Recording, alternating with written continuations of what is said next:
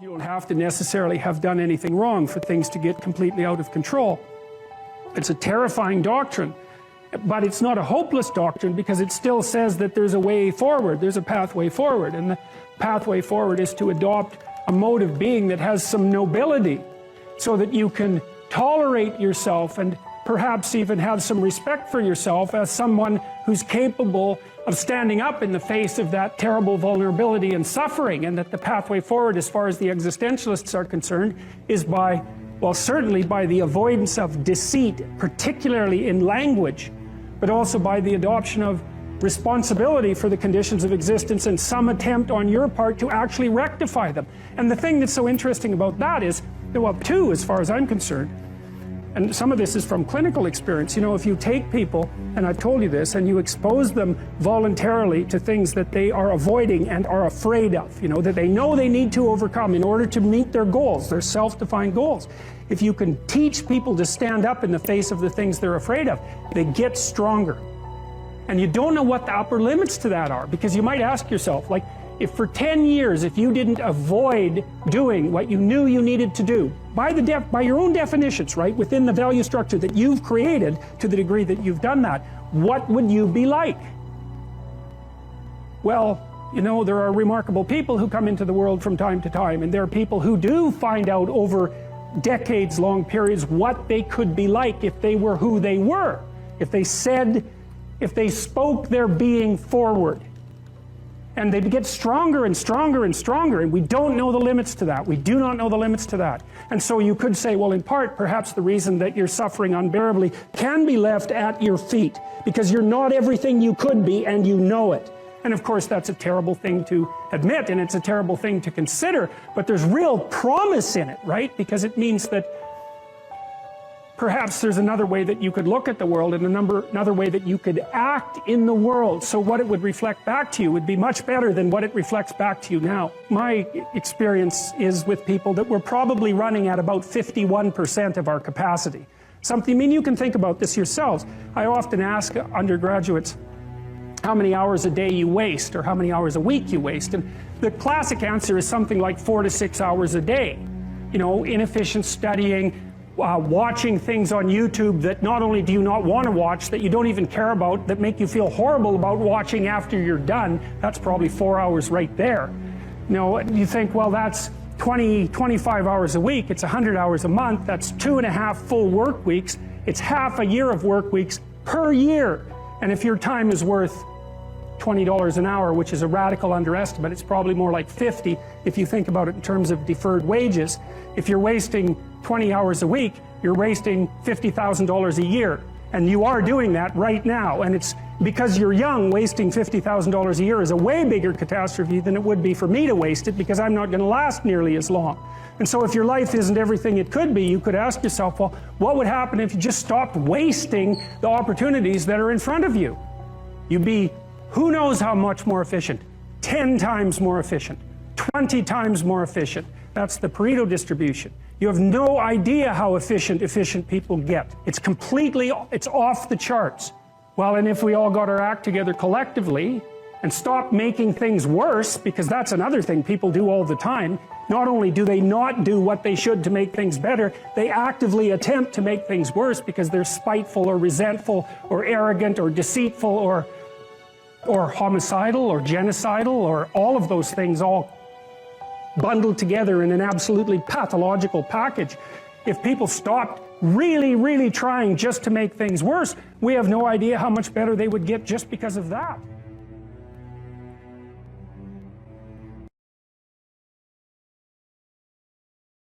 It doesn't matter what your personal circumstances are. There's always something that isn't right near you, isn't correct, isn't laid out properly, that you could just fix if you wanted to. There's no shortage of opportunities to do that. You can do that in your own mind. You can do that in your own room. You can do that in your own household, in your local community. And maybe if you get good at doing it at all those levels, then you can start to look beyond that. If you adopt an attitude that the role that you should play is to make things better wherever you are, however you can, that what would actually happen would be that things would get better wherever you are. The world shifts itself around your aim. Because you're a creature that has an aim. You have to have an aim in order to do something. You're an aiming creature. You look at a point and you move towards it. It's built right into you. So that sets up the world around you. It organizes all of your perceptions. It organizes what you see and you don't see. It organizes your emotions and your motivations.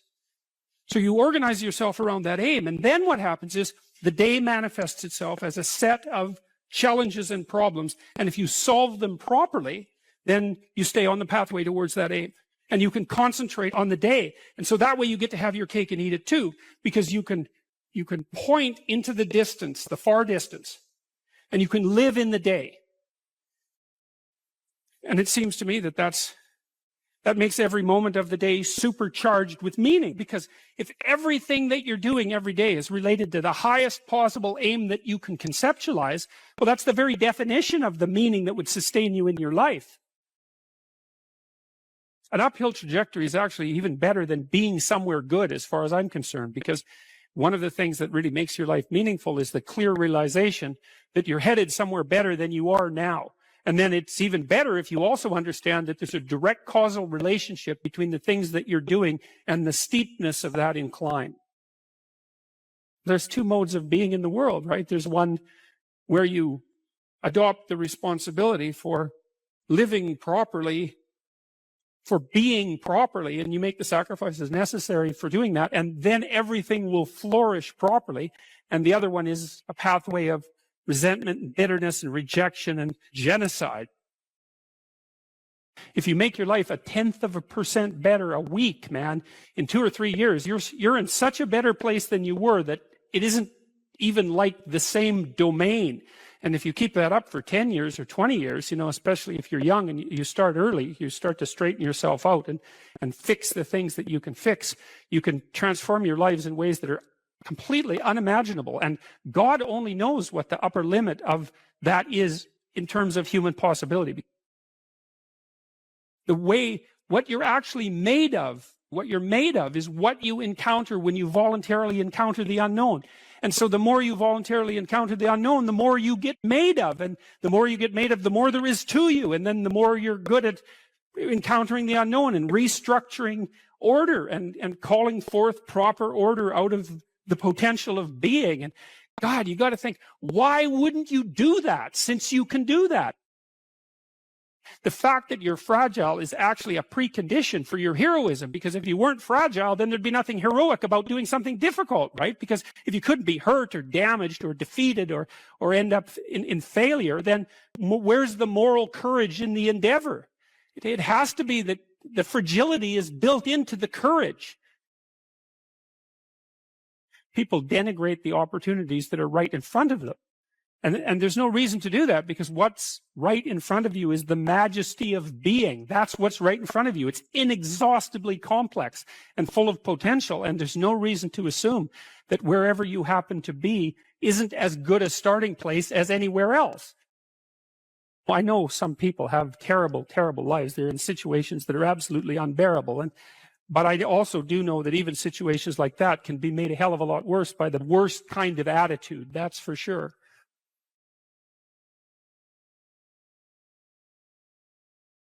Carl Jung talked about this phenomenon he described as retrogressive restoration of the persona. It's a complicated idea, but basically what it means is that sometimes you take a leap forward and you learn some things, but you can't catalyze a new identity, so you try to go back and hide in your old identity. And that actually doesn't work, because, well, things have changed and you've learned something, and that isn't who you are anymore. And so it's like you have to cut parts of yourself off in a destructive manner to fit back into the person that you were. Now what happens here is that Pinocchio escapes from this tyrannical situation and undergoes this descent into chaos, but he tries to go back home. He tries to go back to what he was. And he can't do that anymore. His father isn't at home anymore. And so when he goes home, he finds that there's no home there. Now, this happens to people sometimes, and it's often a shock to them. So they'll often stay under the thumb of their father. And you think, well, why would someone do that? Because it means they're subject to the tyrannical judgment of their father. They're always concerned about what their father would think, or whether their father approves of them, and so forth. And you think, well, that's got to be an unpleasant place to be. Why would you do that? Freud said, for example, that no one could be a man unless his father had died. And Jung said, yes, but that death can take place symbolically. Okay, so there's that part of the idea. And then another part of the idea is, one of the times in your life when you actually realize that you're an individual is when you'll go and ask your parents something and you'll realize they actually don't know any more about what you should do than you do. And that sucks. And that's partly why people are often willing to maintain a tyrant-slave relationship with their father. It's like, on the one hand, you have to be inferior in a relationship like that. You know, you've always got the judge watching you. But on the other hand, there's always someone who knows what to do. There's always someone standing between you and the unknown that you can go ask, what should I do? Well, at some point, you'll realize that the reason you can't ask that anymore is because they actually don't know any more than you do. And then that's a pain. Like that is a symbolic death. And that's also when you establish a more individual relationship with your parents. It's at that point that you could conceivably start taking care of them instead of the reverse. And that's a time that should come. But you have to let that image of perfection go. And that exposes you. Well, that's what happens here. You know, Pinocchio goes home and he wants things to be the way they were, and he wants to stay under the careful care of the benevolent father, but that's no longer possible. He's past that point, and that's why the father has disappeared. And so Geppetto has gone off to look for Pinocchio because he also needs his son, but in any case the house is abandoned. And so then we see inside the house that everything's covered with cobwebs and everything's gone, and Pinocchio and the crickets sit on the steps and they're very concerned. First of all, they wonder where he went, so they're actually concerned that he's gone, but they also don't know what to do because there's just no going home. And so, you know, that's also the case that once you hit a certain point in your development, well, it's the same thing we already talked about. The answers that you're looking for are not going to be found in your parents' house. It's as simple as that. Now, you could artificially maintain your dependency, but, you know, if you do that for too long, things get pretty ugly.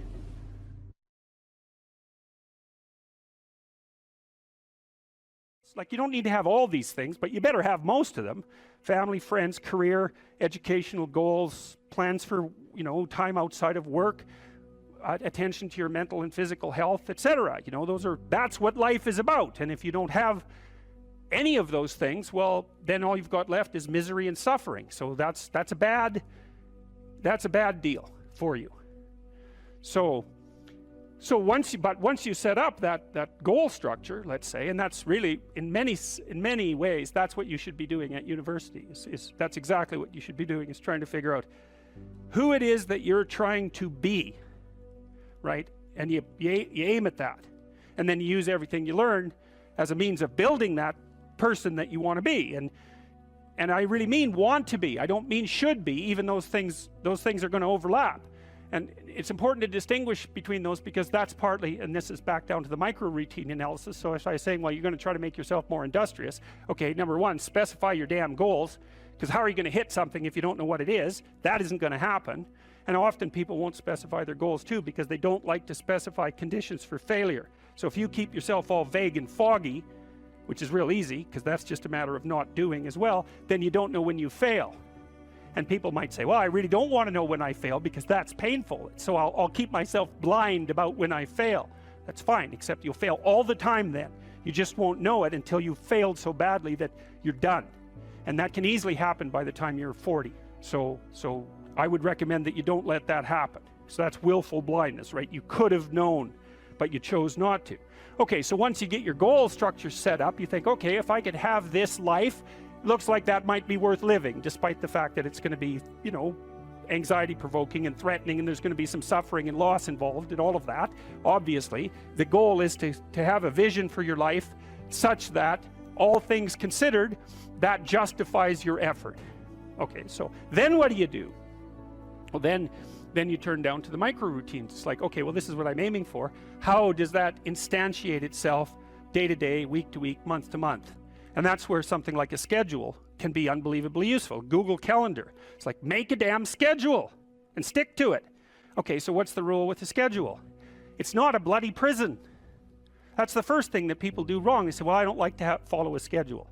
Well, it's like, well, what kind of schedule are you setting up? Well, I have to do this, then I have to do this, then I have to do this, you know, and then I just go play video games, because who wants to do all these things that I have to do? It's like, wrong. Set the damn schedule up so that you have the day you want. That's the trick. It's like, okay, I've got tomorrow. If I was going to set it up so it was the best possible day I could have, practically speaking, what would it look like? Well, then you schedule that. And obviously there's a bit of responsibility that's going to go along with that, because if you have any sense, one of the things that you're going to insist upon is that at the end of the day, you're not in worse shape than you were than at the beginning of the day, right? Because that's a stupid day. If you have a bunch of those in a row, you just dig, you know, you dig yourself a hole and then you bury yourself in it. It's like, sorry, that's just not a good strategy. It's a bad strategy. So maybe 20% of your day has to be responsibility and obligation, or maybe it's more than that, depending on how far behind you are. But even that, you can ask yourself, okay, well, I've got these responsibilities. I have to schedule the damn things in. What's the right ratio of responsibility to reward? And you can ask yourself that, just like you'd negotiate with someone who is working for you. It's like, okay, you got to work tomorrow. Okay, so I want you to work tomorrow. And you might say, okay, well, what are you going to do for me that makes it likely that I'll work for you? Well, you could ask yourself that, you know. So maybe you do an hour of responsibility and then you play a video game for 15 minutes. I don't know, whatever turns your crank, man. But, you know, you have to negotiate with yourself and not tyrannize yourself. Like you're negotiating with someone that you care for, that you would like to be productive and have a good life. And that's how you make the schedule. It's like, and then you look at the day and you think, well, if I had that day, that'd be good. Great. You know, and you're useless and horrible, so you'll probably only hit it with about 70% accuracy, but that beats the hell out of 0, right? And if you hit it even with 50% accuracy, another rule is, well, aim for 51% the next week, or 50.5% for God's sake, or because you're going to hit that position where things start to loop back positively and spiral you upward. And so that's one way that you can work on your conscientiousness, is plan a life you'd like to have. And you do that partly by referring to social norms. That's more or less rescuing your father from the belly of the whale. But the other way you do that is by having a little conversation with yourself about, as if you don't really know who you are, because you know what you're like. You won't do what you're told. You won't do what you tell yourself to do. You must have noticed that. It's like you're a bad employee and a worse boss. And both of those work, you know, for you. You don't know what you want to do, and then when you tell yourself what to do, you don't do it anyways. You should fire yourself and find someone else to be. But you know, my point is that you have to understand that you're not your own servant, so to speak. You're someone that you have to negotiate with, and you're someone that you want to present the opportunity of having a good life to. And that's hard for people because they don't like themselves very much. So, you know, they're always like cracking the whip and then procrastinating, and cracking the whip and then procrastinating. And it's like, God, it's so boring and such a pathetic way of spending your time. And you know what that's like, because you probably waste like 6 hours a day. And I think we did an economic calculation about that a while back, right? Your time's probably worth $50 an hour, something like that. I mean, you're not getting paid that now, but you're young, and so this is investment time, and what you do now is going to multiply its effects in the future. So let's say it's $50 an hour, which is perfectly reasonable. So if you waste 6 hours a day, and you are, then you're wasting about $2,000 a week, or about $100,000 a year. So like, go ahead, but that's what it's costing you every hour. And you need to know what your damn time is worth. So let's say it's not $50, it's 30, whatever. Maybe it's 100, it's somewhere in that range. One of the things you should be asking yourself is, when you spend an hour, was that, well, would have I paid someone $50 to have had that hour? And if the answer is no, it's like, well, maybe you should do something else with your time. And it depends on whether or not you think that your time's worthwhile.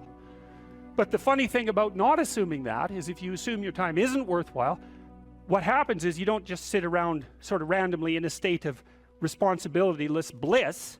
What you do is you suffer existentially. And so that seems like a stupid solution. What happens to you as you stroll merrily on your way through life? Well, what happens is that as you're moving from point A to point B, you encounter things. And people think that what they encounter are objects, but that's not the case. First of all, most of the things that you encounter, many of the things are actually other people, and they're not objects. They're too damn complex. And even apart from the social world, the things that you encounter aren't objects. They seem to be something more like tools or obstacles. And I don't mean that we see objects and turn them into tools or obstacles. I mean that we see tools and obstacles, because what happens is that when you array yourself towards a goal, then the world transforms itself into things that get in the way of that goal, and three things. Things that get in the way of the goal, those are things you don't like. Things that facilitate your movement towards the goal, those are things that you like. And irrelevant things. And mostly you want irrelevant things, because there's just too damn many things. So the category of irrelevant is one you really like. So most of everything is irrelevant if you have a good plan. A few things are good because they move you forward, and some other things are not so good. You want to go around the not so good things if you can manage them, unless you like to run head forth into like brick walls, which is not particularly, it's a learning experience, but I wouldn't repeat it too many times. You want the world to array itself as a set of, we could say, tools. Now, what happens is that you have this perceptual system that's mediated by dopamine. It's the same system that cocaine activates, or methamphetamine, or the drugs that people really like to take. And it's the dopaminergic system that responds with positive emotion to indications that you've encountered something that will facilitate your movement towards a goal. And that's really important to know, because people tend to think that they're happy because they achieve goals, and that's not true. What's true, because as soon as you achieve a goal, then you have a problem, which is what's the next goal. And that's actually a big problem. You encounter that as soon as you graduate from university, for example. That's right. I made this joke before. Graduation day, you're like king of the university hierarchy, undergraduate hierarchy. Day after, you're unemployed potential Starbucks employee, right? So it's like, so obviously the accomplishment per se as a source of reward is problematic, because when you accomplish, you run the frame to its end, and then you have the problem of needing a new frame. So that's a problem. But if what you're encountering instead are things that will move you along your way, it's like, hey, that's great, and that's where you get your positive motivation. And so that's really that's so much worth thinking about. You can think about that for a year, and that wouldn't even be enough to think about it, because here's what it means. It means, in some sense, that the Buddhists are right with their claim about Maya, M-A-Y-A, which means that people live in an illusion. And what they mean by that is, well, you have goal, whatever your goal is, and that goal gives relevance to the world. And you could change the relevance of the world in a snap just by changing your goal. You can do that. And so then you think, well, it's sort of an illusion because you can just change it. Now, you don't want to push that line of argumentation too far, because even if the specific point can be changed, the fact that you're in one of these frames cannot be changed. And so you have to be in a frame, although you get to pick the frame. So there's still an absolute there, which is that you have to be in a frame, and that is not a trivial absolute. It's a very major absolute. So then you think, okay, all of your positive emotion is going to be experienced in relationship to the goal. Well, then we think, well, you could use some positive emotion. It's a good thing. Positive emotion inhibits anxiety and disappointment and frustration and pain. It does all that. Technically, it does that. That's why a football player with a broken thumb who wants to score a touchdown can go out there and, play the football game, even though it's a kind of an arbitrary goal, right? It's like, really, you're going to go out there and like risk your hand to fire a pigskin through some poles? It's like, well, you can say the same sort of cynical thing about most of the things that people do, but you can't say the cynical thing about the fact that they have to do things. So you have a point, you have your aim, you have your ambition, and then that's what turns the world into a potentially positive place. And here's the kicker. This is so cool. The higher the aim, the more the positive emotion. So that's you think, well, why should I bother? Why should I bother doing something lofty and difficult? It's like, because it's worth it. That's why. Because the alternative is stupid suffering. Because really, because what happens is, like, you don't need a framework in order to suffer. You can just lay there day after day and suffer, right? That's easy. So that's the default condition. If you don't have a lofty ambition, then you suffer miserably. And the reason for that is life is really complex, short, finite, full of suffering, and beyond you. And so you can just lay there and think about that, and it's horrible.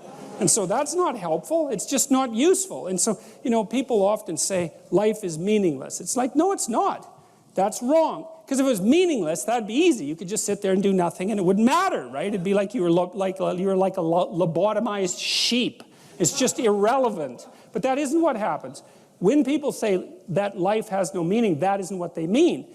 What they mean is, I'm suffering stupidly and intensely, and I don't know what to do about it. Well, the suffering is meaningful. It's just not the kind of meaning you want. So how do you get out of that? You adopt, you note the baseline of suffering, which is very, very, very, very high. And then you say to yourself, okay, I need to do something that justifies that. And that's not so easy, because the baseline for suffering is high.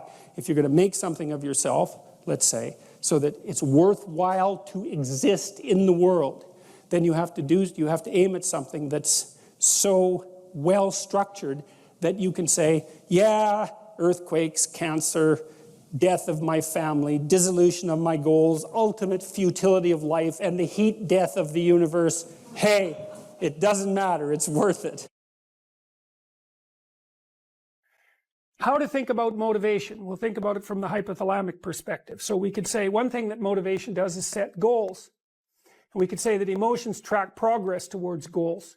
And I'm going to use that schema, even though it's not exactly right. So you say, well, motivation determines where you're going to aim. So if you're hungry, you're going to aim at something to eat. And then that will organize your perceptions so that you zero out everything that isn't relevant to that task, which is almost everything. You concentrate on those few things that are going to facilitate your movement forward. When you encounter those things, that produces positive emotion as you move through the world towards your goal, and you see that things are laying themselves out that facilitate your movement forward. Those things cause positive emotion.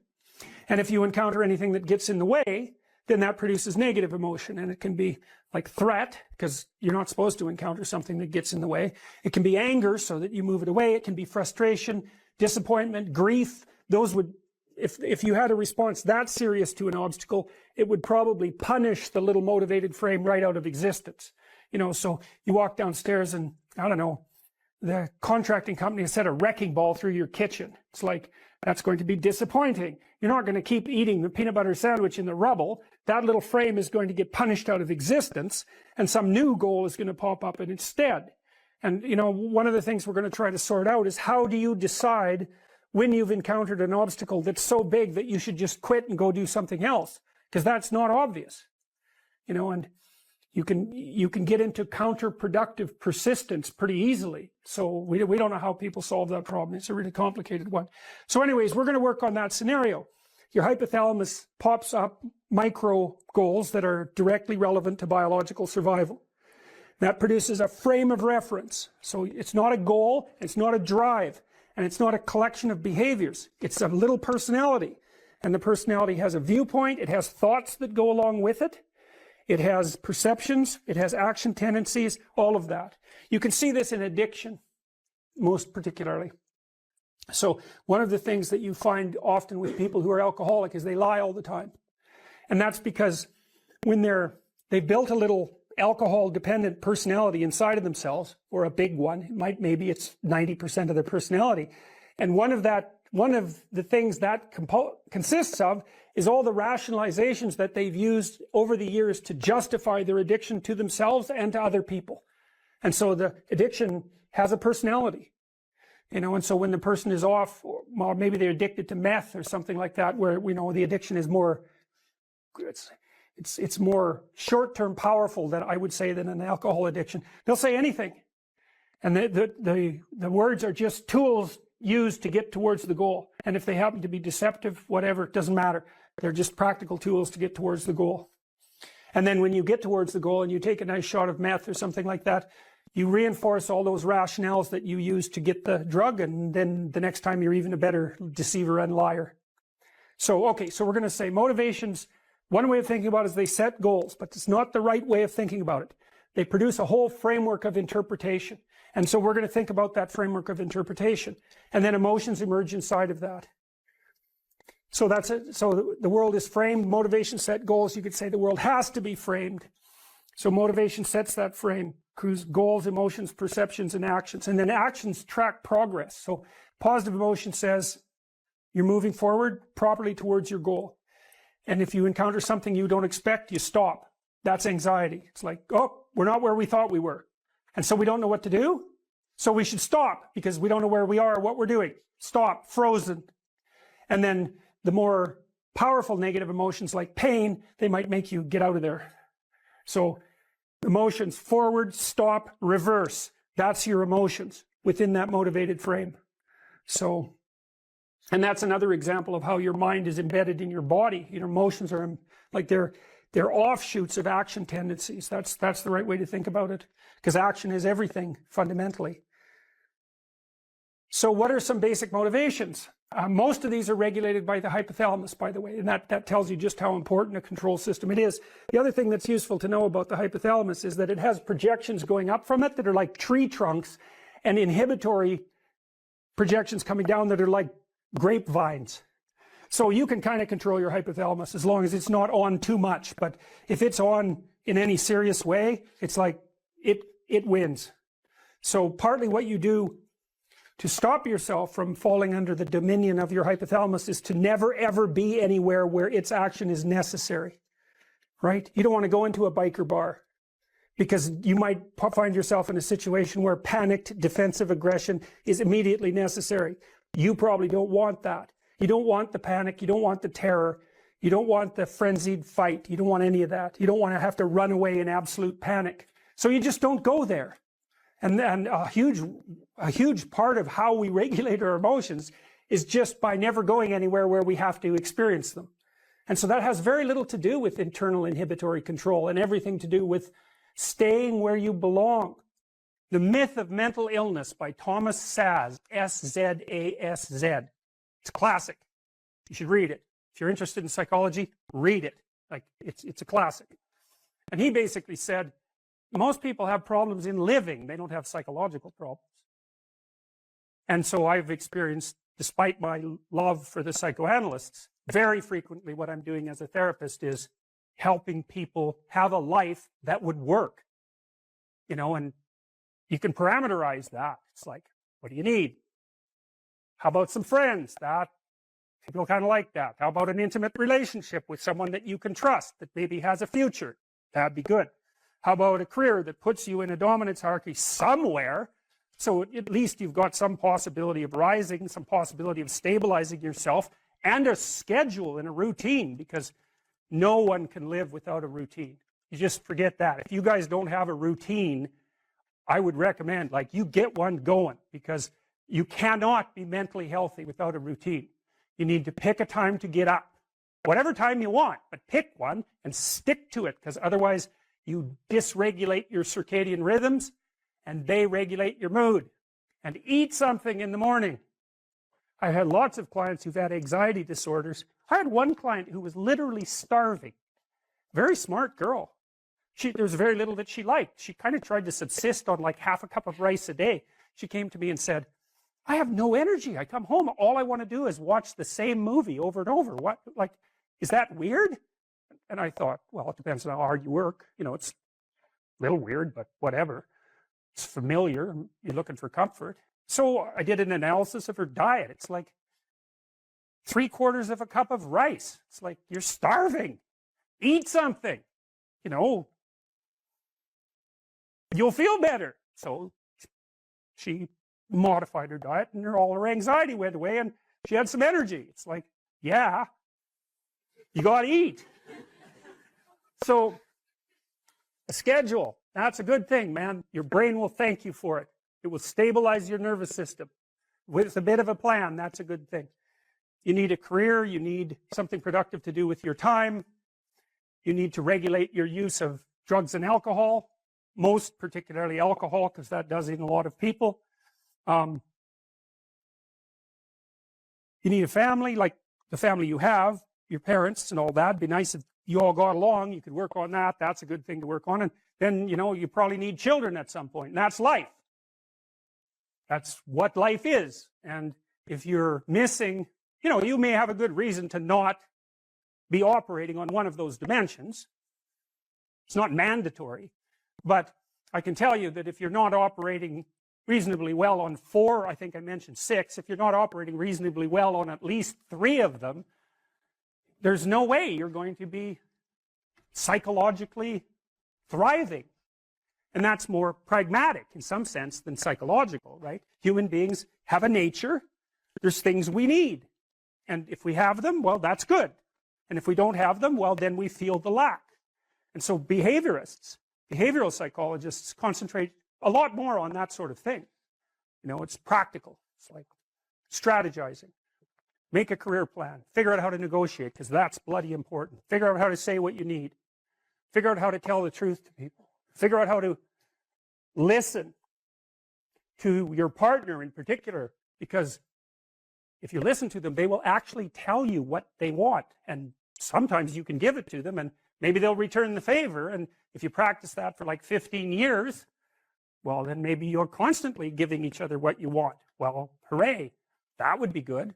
And then there's 2 of you under both circumstances, and it's better to have 2 brains than 1, because people think differently because of their temperament mostly. And so the negotiation is where the wisdom arises, and it's part of the transformation, the psychological transformation that's attendant on an intimate relationship, and one of the fundamental purposes of a long-term intimate relationship.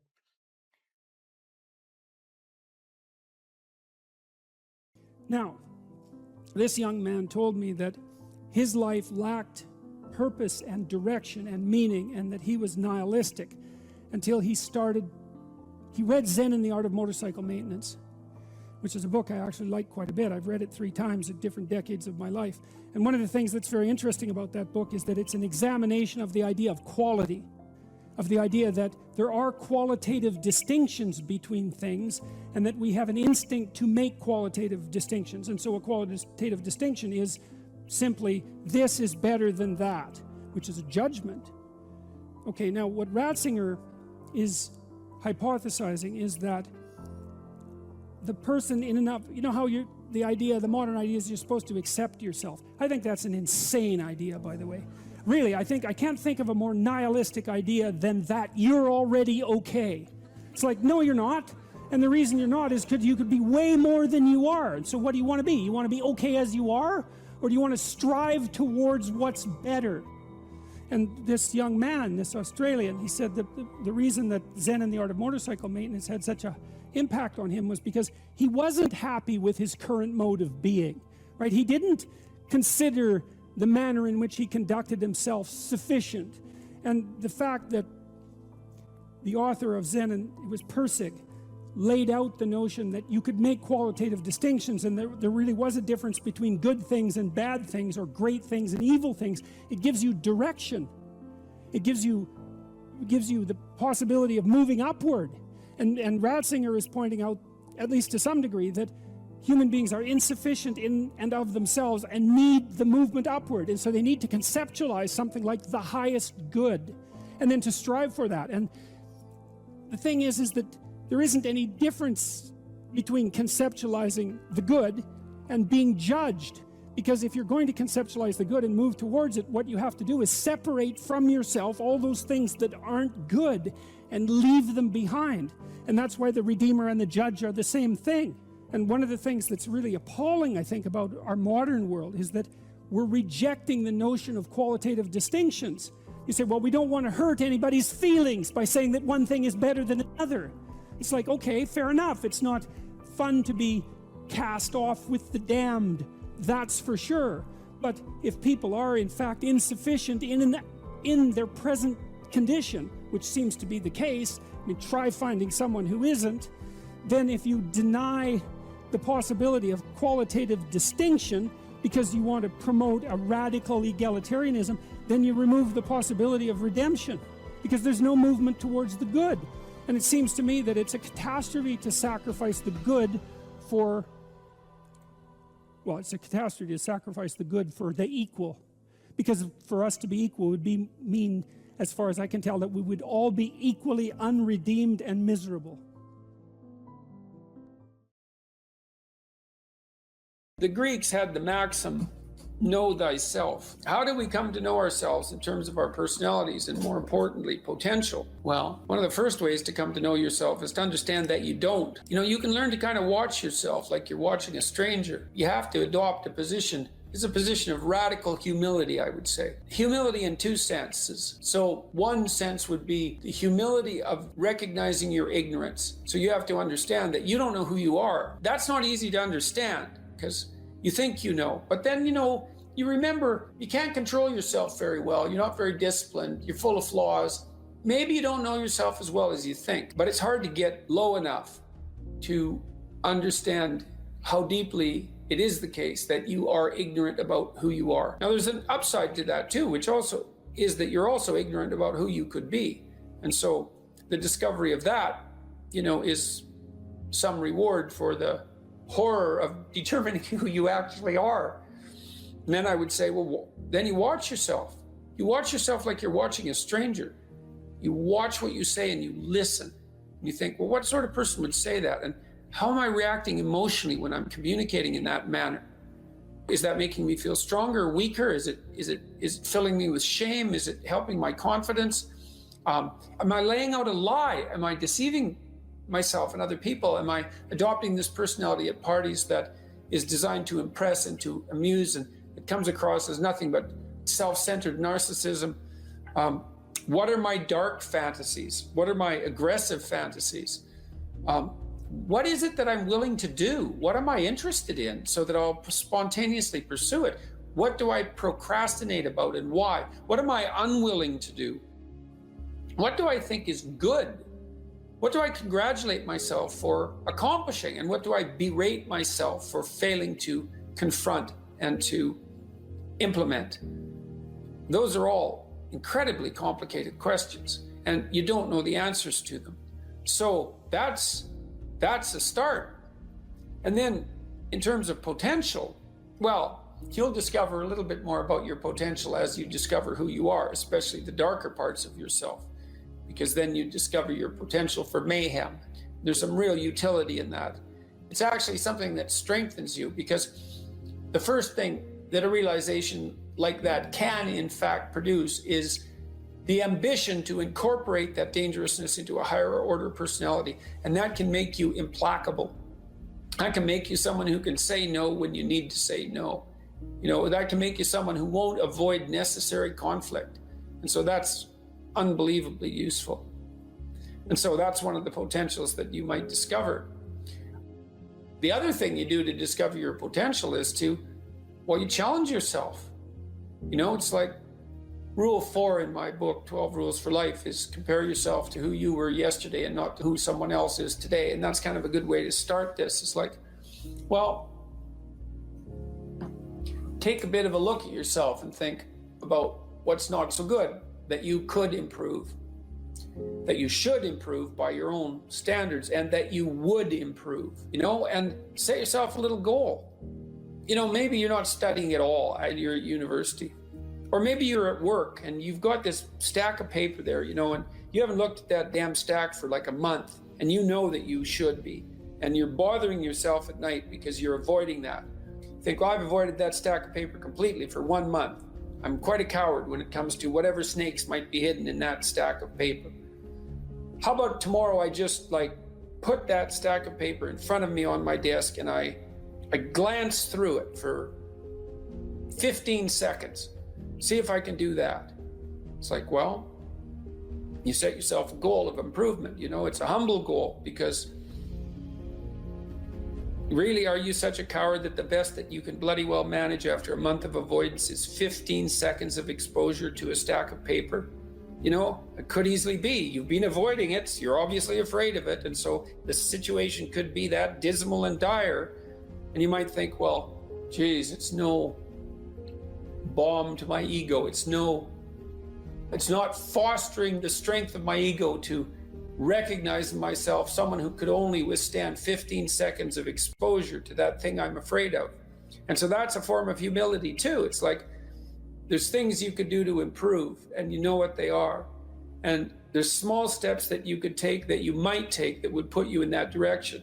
And then the question is, are you big enough to take those small steps? You know, are you capable of grappling with the fact that you're fundamentally flawed to the point where you have to break things down into almost childlike steps in order to manage them? And the answer to that is, yeah, you are. And that's the lot of, I don't know if it's the lot of everyone. Most people have things they avoid, you know, and they're afraid of. So I would say to some degree, it's the lot of everyone.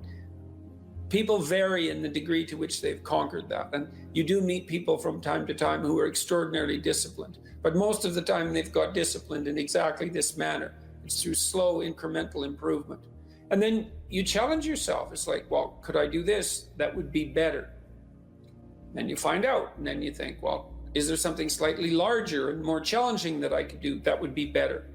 And you try it and you find out. And as you try it and you find out, generally you get better at it and you can take on larger and larger challenges. You know, you take responsibility for yourself. That's part of standing up straight with your shoulders back. It's like, take on the world, man, but only at the level that you can manage. You know, when you're ignorant and biased and deeply flawed and immature, it's where everyone starts. You don't want to bite off more than you can chew, but it doesn't mean that you can't wrestle with part of reality. You know, some part that's small enough so that you have a good shot at victory. And to put yourself together, the first steps towards that is to allow yourself to be a fool, right? It's because you don't know what you're doing. You have to admit that. And there's going to be a loss of ego or destruction of ego, arrogant ego that necessarily accompanies that. But you need the loss of that arrogant ego because it's precisely what's interfering with your movement forward. You know, it's part of the adversarial process, mythologically speaking, that stops moral progress. You're too proud of who you think you are to notice what you're like so that you could change properly. You don't want to sacrifice that part of yourself. It's probably associated with some delusion that helps you maintain a positive, although very fragile self-image, you know, in the absence of genuine effort. It's not to be recommended. You know yourself by watching and paying attention. It's watching like you're a snake. A snake watches like cold-bloodedly with no emotional reaction, just to see what's there. It doesn't allow, symbolically speaking, doesn't allow what is wanted or desired to interfere with what is observed. So you watch yourself like that, as if you don't know who you are. Well, that's the beginning.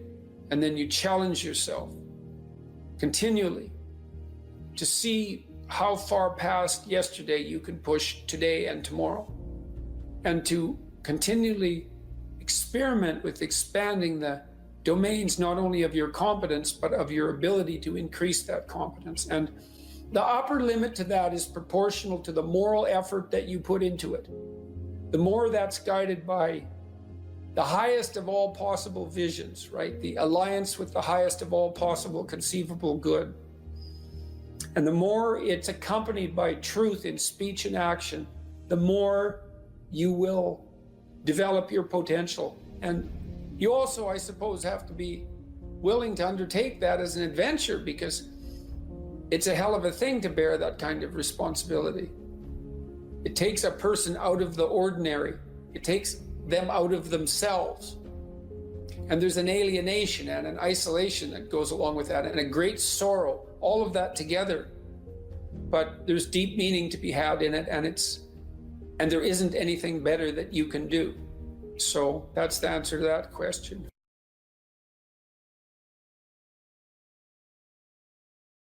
And you know, people are very, very, very, very tough.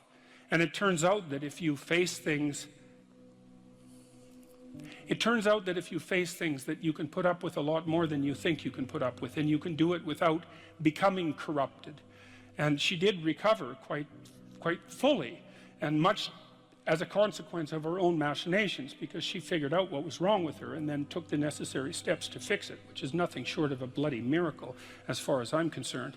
And anyways, part of the The cat bit is, I actually start by talking about our dog, who actually died about a year ago, but he's still alive in the book.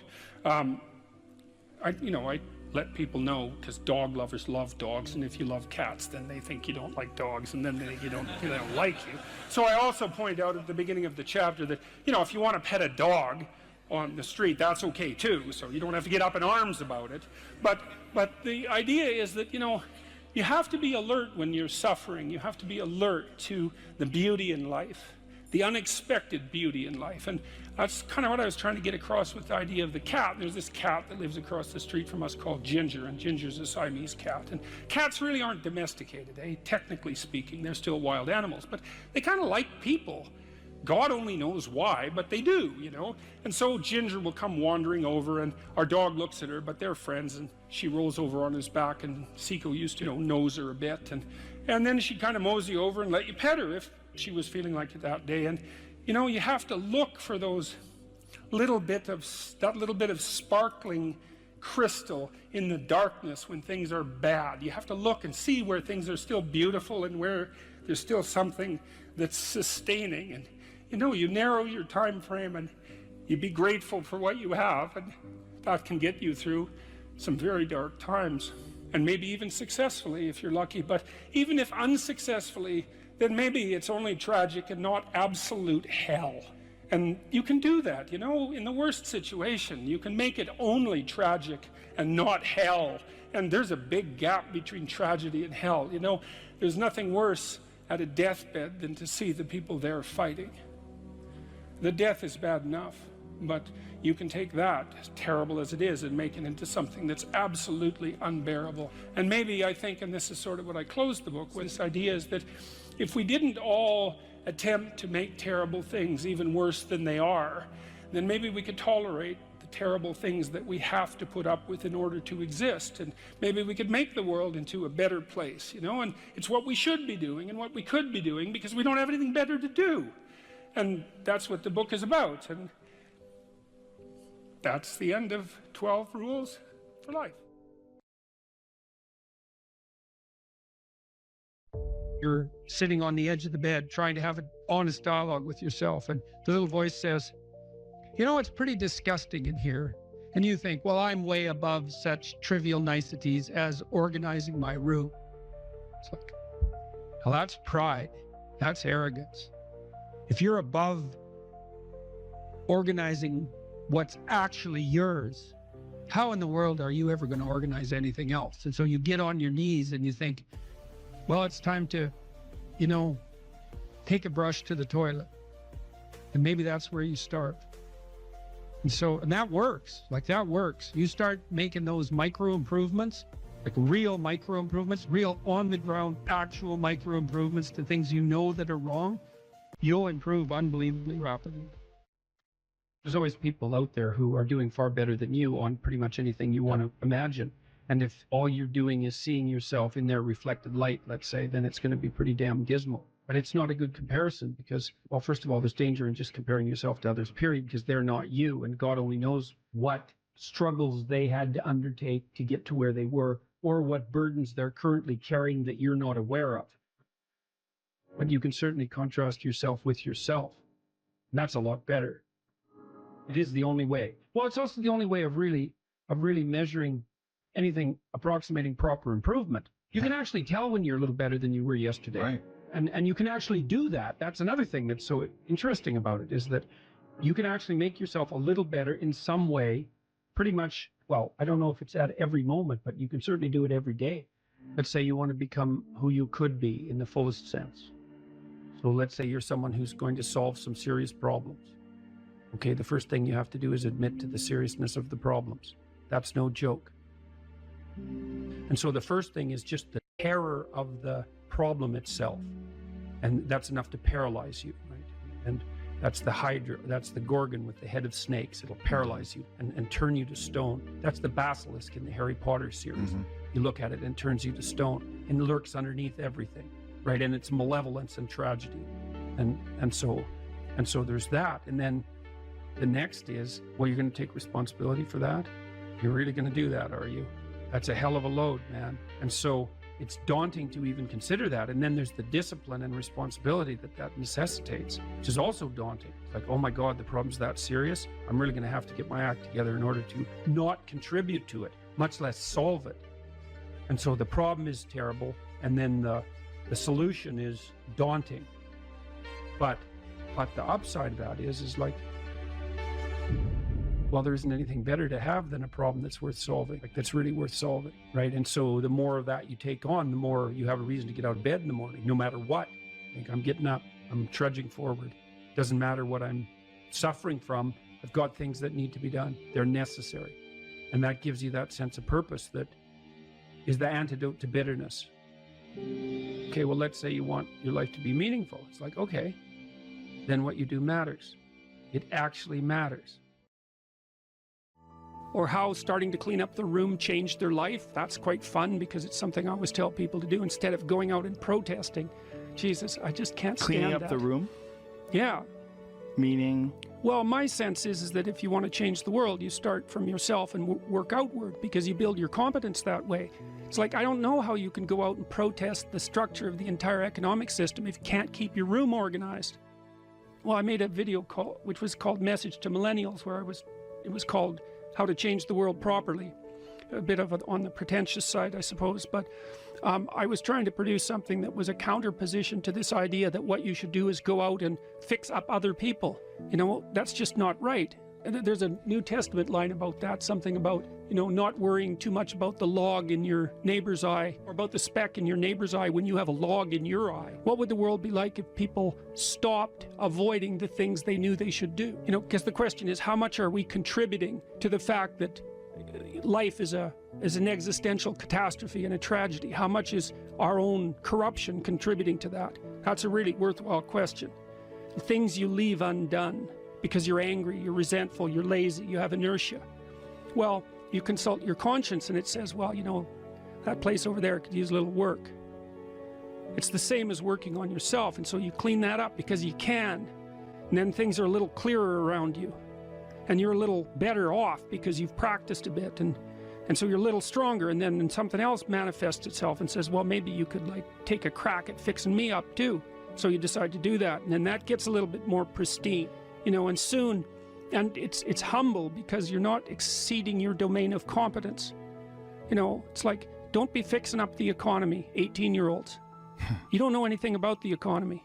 It's a massive, complex machine beyond anyone's understanding, and you mess with it at your peril. So, and can you even clean up your own room? No. Well, you should think about that. You should think about that. You only have to ask a stupid question once. You ask a stupid question, and if you're in a crowd and you ask a stupid question, 80% of the people in the crowd have the same question. They're just too cowardly to ask. But you ask and then someone actually tells you, you never have to ask that question again. You're no longer stupid. What stupid thing am I doing that I could quit doing? That I would quit doing? Because those aren't the same thing, right? Because you know there's stupid things that you're doing that you're just not going to quit doing because you like them. But there might be something on the edge there where you could stop that. If you want to know something about yourself, sit on your bed one night and say to yourself, you got to mean this, like you got to be desperate. This is no game, this. My life is not everything I want it to be, and perhaps it's not everything that I need it to be. And by need, I mean my life is so unbearable that the suffering that's attendant upon that is make me nihilistic, cynical, bitter, resentful, driving the proclivity to see evil everywhere except within my own heart. Like, these are problems, man. And you ask yourself, you sit on the bed and say, okay, man, I'm ready to learn something. What's one thing I'm doing wrong that I know I'm doing wrong, that I could fix, that I would fix? It's like, you meditate on that, you'll get an answer. And it won't be one you want, but it'll be the necessary one. You know, and it's often something that will point you to small things. Like, that works. You start making those micro improvements, like real micro improvements, real on the ground, actual micro improvements to things you know that are wrong, you'll improve unbelievably rapidly. There's never been a better time for the majority of people to be alive. And the future, although we're vulnerable and terrible things can always happen to us. It's hard to make a case that the future doesn't look comparatively positive. We're becoming extremely technologically sophisticated, and the world is changing at an incredibly rapid rate. And the only way we're going to be able to manage that in a positive way is if each of us, or as many of us as possible, are capable of making wise and careful and truthful decisions. And if we do that, then maybe things can continue to improve. You don't get people to stand up on their own 2 feet and to adopt responsibility if everything is given to them. And that's a real conundrum. Here's another rule. Pursue what is meaningful, not what is expedient. This is also a great thing to know, I think. That's a tricky rule. Expedient might be, we're going to have a conversation, and I want something from you. And a lot of conversations are like that, because you have a goal in mind. This is what I want from this person. And so then you craft your conversation to get what you want, right? You subordinate your words to the ethic of your desire. And you might say, well, what's wrong with that? Well, what do you know about what you want? Like, haven't you been wrong about that before? Or you might say, well, what's the alternative? Well, is there an alternative? Well, you have to want something from the person to even interact with them. It's like, no, you could want to see what happens. You could want to play. You could tell the truth. That's an interesting thing to do, because you don't know what's going to happen if you tell the truth, that's for sure.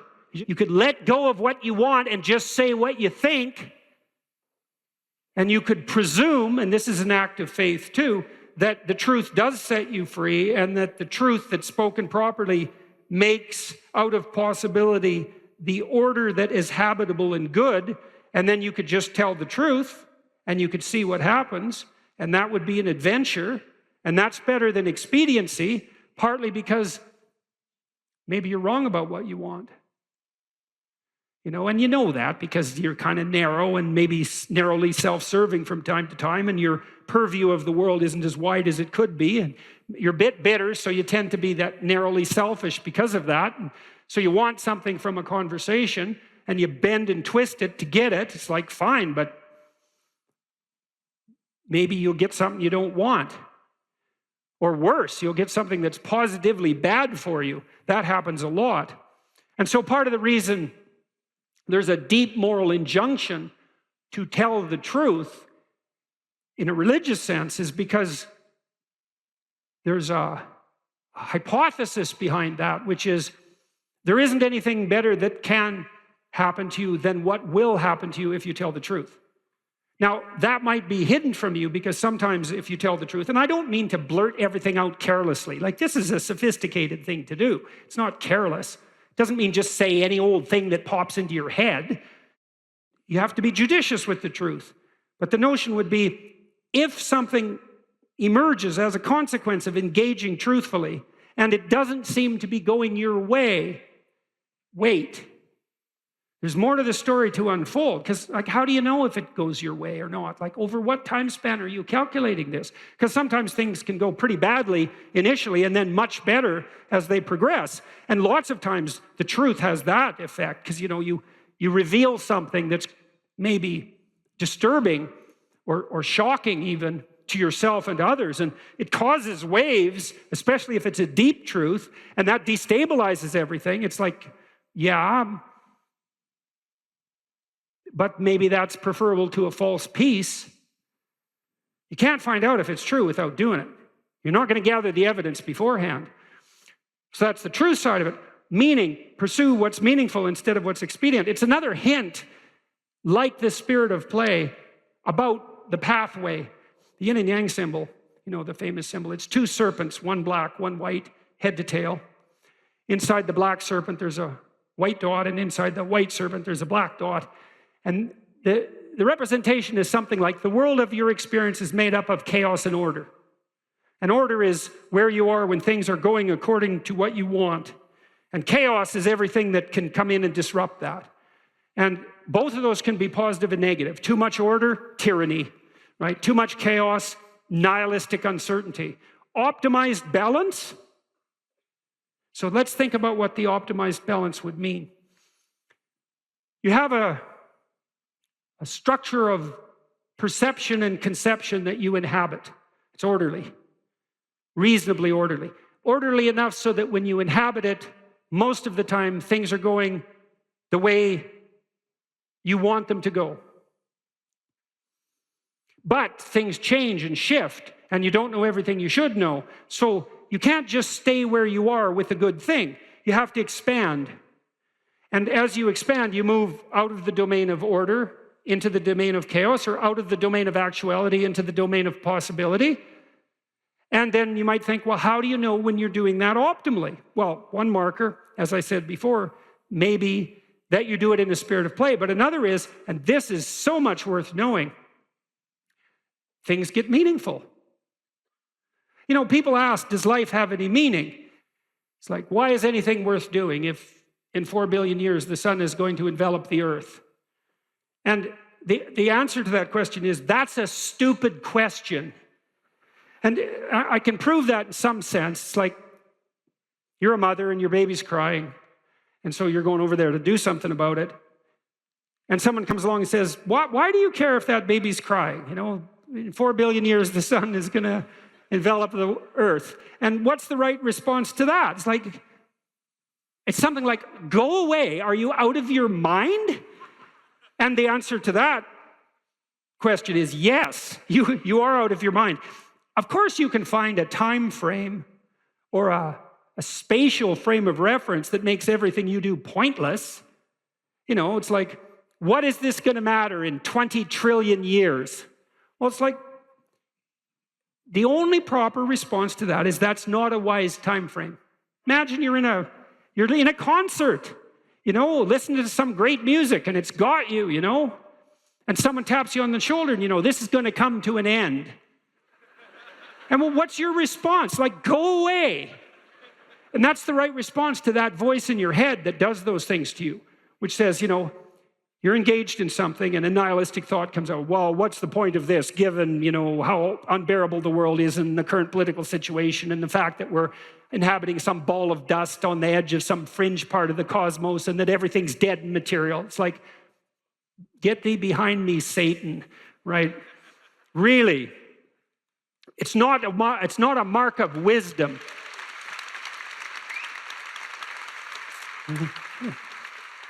It's not a mark of wisdom to let nihilistic, demonic voices steal your joie de vivre. That is not a mark of wisdom. And you might object, well, at least it's not naive. It's like, yeah, cynicism might be preferable to naivety, but it doesn't hold a candle to wisdom. And that's worth knowing too. Because once you've been hurt and you're cynical, there's no going back to naive. But there's no point in staying at cynical. And there are degrees of courage way beyond cynicism. And some of that is the regaining of the faith you had as a child despite your current level of wisdom. And that's something to strive for, right? That's a moral attainment. That's not a burying your head back in the sand. Quite the contrary. And so, well, back to the yin and yang symbol. Imagine you have an instinct that orients you. Well, you do. As a matter of fact, there's a reflex that's replicated at multiple levels of your nervous system, and it's ancient. If you have a nervous system as an animal, you have this reflex. And the reflex is something like surprise. You know, if I walk across the stage and I hear a loud noise behind me, I might go like this. And that would be automatic because I'm gripped by unconscious systems. And what's happening is some chaos has emerged, and it stops me in my tracks because something unexpected happened. My current plan is incomplete. And then I'll turn and orient towards the place of the disturbance. And that's the beginning of exploratory behavior. And then I might run away, which might make me safe, or I might cautiously investigate, in which case I can find out what caused the disturbance, maybe rectify it, and maybe update my plan so that that sort of thing doesn't happen again. That's a better approach. If you write a book, which is virtually impossible, and then get a publisher, which is virtually impossible, you probably have a rejection rate of 99%. So Then if you do manage to publish the book with a reasonable publisher, which you won't because it's impossible, then you get 8% royalties. That's it. So 92% of your labor goes to the sales, marketing, and distribution end of things.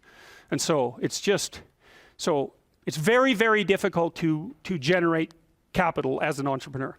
And there's innumerable impediments. One of the things that people do, and this is something for those of you who might be entrepreneurially minded, here's another thing that you have to understand, is that you can't really create a product and then launch it.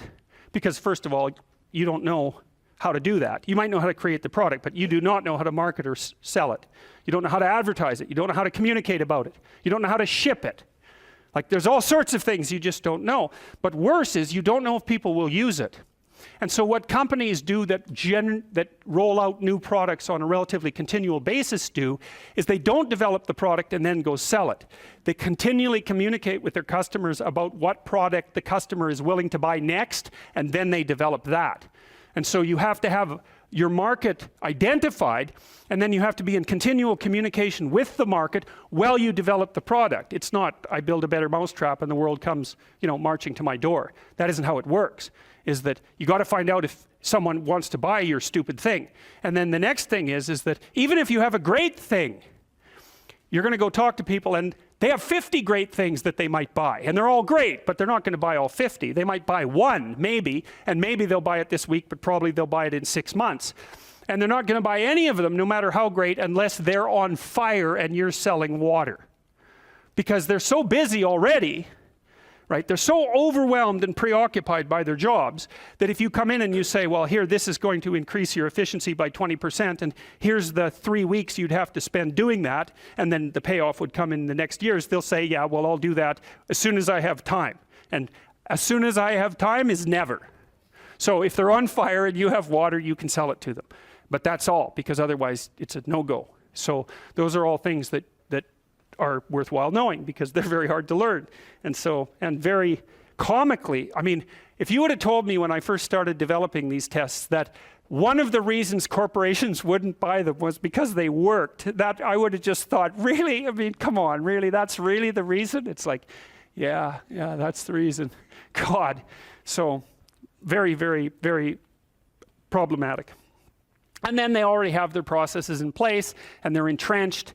And then the next problem is, you haven't got any customers. I think I told you that before. You don't have any customers and you show them the statistics, but they can't understand the statistics. And they also have 200 other people selling them things, and 50 of them are crooks. So they're just lying about what they're doing, and they can't tell the difference between the liars and the people who are telling the truth. And so they can't understand the statistics for themselves, and they can't verify them anyways. So what they ask you is, who else is using it? And if the answer is, well, everybody, then you don't even have to do the sale because you're already rich. And if the answer is nobody, then they're going to say, well, why is nobody using this? You say, well, it's the hottest thing that's come along. And they think, well, I'm not going to be the sucker who gets painted, red and fired because this failed. That they do not think this might make me succeed. People do not care about whether or not they succeed. They care about whether or not they fail. And so that's another thing, is that if you're marketing something and you can say, this will stop you from being identified as a failure, then people might be happy about that. But if you say, this will really help you succeed, it's like, no, I don't want to succeed. I just don't want to fail. I don't want to succeed. I just want to be invisible and be left alone. And if you're looking for people's fundamental motivation, that's it. They want to be invisible, and they want to be left alone. I tell you the zebra story? Any of you know that story? Okay, I'll tell you this zebra story. Stop me if I've told it to you before. This tells you everything you need to know about human beings. So it's worth knowing. Okay, so zebras have stripes, and people say, well, that's for camouflage. And then you think about that for 2 seconds, and you think, that's a really stupid theory, because lions are camouflaged, and they're like golden like the grass. And zebras are black and white, so you can see a zebra 5 miles away. It's like, there's a zebra, it's black and white. So the whole camouflage thing, that's just not working out so well as a hypothesis. Okay, so biologists go and they decide to take a look at some zebras. And so they're looking at a zebra on the herd, because there's no zebra, right? Just like there's no fish. There are schools of fish and there are herds of zebras. There isn't a fish. This is why I think the cod aren't coming back. There are no cod. There are massive 100-mile-long schools of cod, 10 stories deep, 20 million years old. You wipe out the school, you don't just get to throw a cod in the water and say, well, you know, off you go. It's like, well, where's my city? It's like launching you in the middle of a field. It's like, well, go out there and reproduce. It's like, no, that's not going to happen, you know? So without the school, there's no cod, and you can't just introduce a whole school of cod because you don't have a whole school of cod. So, you know, maybe the cod are never coming back. And zebras are the same thing. There's not a zebra. There's zebras. And so you're looking at the zebras, trying to study a zebra, and you look at the zebra and you make some notes and you look up and you think, oh Christ, which zebra was I looking at? And the answer to that is you don't know, because the camouflage is against the herd and the black and white stripes. There's a variety of reasons for the stripes. Flies also seem not to like the stripes, but you know, usually things evolve for multiple reasons. But anyways, it's very difficult to parse out a zebra against the herd. You look down, you look up, it's like, uh-oh. All those damn zebras look the same. Yes, the camouflage is effective, but it's against the herd. All right. So then you think, well, we better identify a zebra so we can see what he's up to. So then you take your Jeep and a can of red paint and a stick with a rag on the end of it, and you drive up to the zebras and you paint their haunch red a little bit. Put a nice red dot on their haunch, or maybe clip their ear with a cattle clip. And then you stand back and you think, hey, I'm pretty smart. Now I'm going to watch that zebra. So what do you think happens to the zebra? The lions kill it. Right. Because lions, they're smart, right? Hunting animals are smart. But they have to identify a zebra before they can organize their hunt. They can't just hunt the whole herd. They have to pick out a zebra. And so maybe it's like a zebra that's got a sore hip or something. And so you think, well, nature's kind. It just takes the weak. It's no, zebra or lions like really healthy, delicious zebras. But they look like all the other healthy, delicious zebras, so they can't get a bead on them. But if they're small and just born, or if they're limping, or there's something that identifies them, then the lions can pick them out. And then they do pick them out. And so the rule for human beings is keep your damn stripes on so the lions don't get you. And I'm telling you, man, if you want to remember one thing from my class about human motivation, that's a good thing to learn. People camouflage themselves against the herd, and they like to be in the middle of the herd, which is what fish do, by the way. If you have a big school of fish, the smart, healthy, large fish are in the middle of the school. Because you know what you call fish on the outside of the school? Bait. Right. So that's what people are doing. They're trying to move into the middle of the herd all the time. And the herd moves around, or the school moves around, and people are going, well, I'm in the middle. I'm staying in the middle here. So I've got this protective ring of people around me so the predators don't pick me out and do me in. So, okay, so that's part of the reason why I said, well, you can't sell something to someone for success, because you're thinking, well, people are aiming at success. Don't be thinking that. It's not by any means necessarily true. Trait neuroticism is a powerful motivator.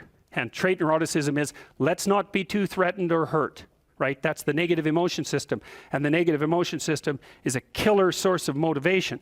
You also see that there are scales of well-being that have been designed, mostly by social psychologists, which means they're very bad scales most of the time, because their psychometric capacity is absurdly low, generally speaking. So what you find with scales of well-being, sometimes they're talked about as scales of happiness even, is that people aren't after happiness, they're after not hurting. It's not, so they don't want to be extroverted and enthusiastic, right? And bubbly and full of smiles and laughter. That isn't what they mean by I want to be happy. What they mean is I don't want to be anxious or in pain. And so well-being scales tend to be something like emotional stability plus extroversion. But the big loading is on emotional stability, the reverse of neuroticism. You want to avoid suffering. You don't want to be happy. You want to avoid suffering. And one way to avoid suffering is not to let the lions gnaw on you. And one way of doing that is to stay in the middle of the damn herd. And so, I'm not being a smart aleck about this. I understand why people do that. There's real danger to being visible. There's real danger in being visible. Now, you might be successful if you're visible, but you also might be dead.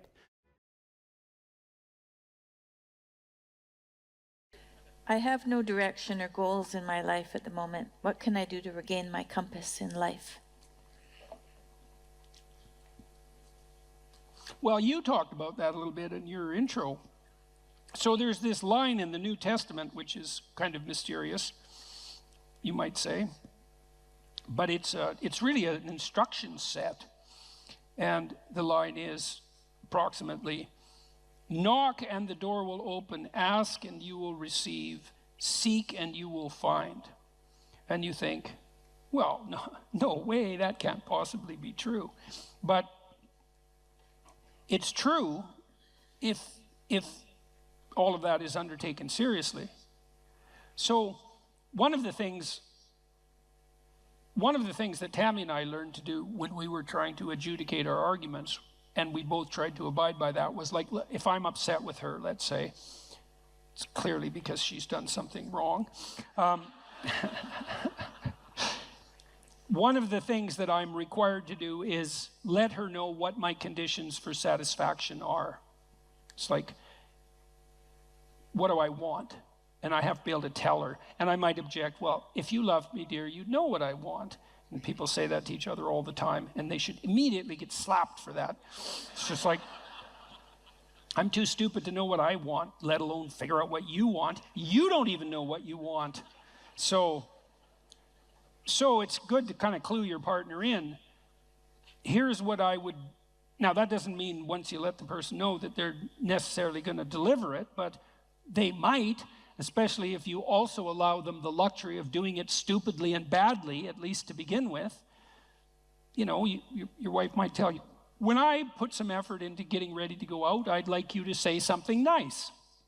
It's still a bit vague. It's like, okay, dear, exactly what would you like me to say? Well, that's an annoying thing for your wife to have to think through, and it's annoying for you maybe to have to mouth those words, but, you could do it stupid and badly 20 times and maybe get a little expert at it, and by the 100th time, you're like world expert at compliment deliverer, and you can encourage her to pursue her interest in attire, let's say, and why isn't that a good thing for both of you?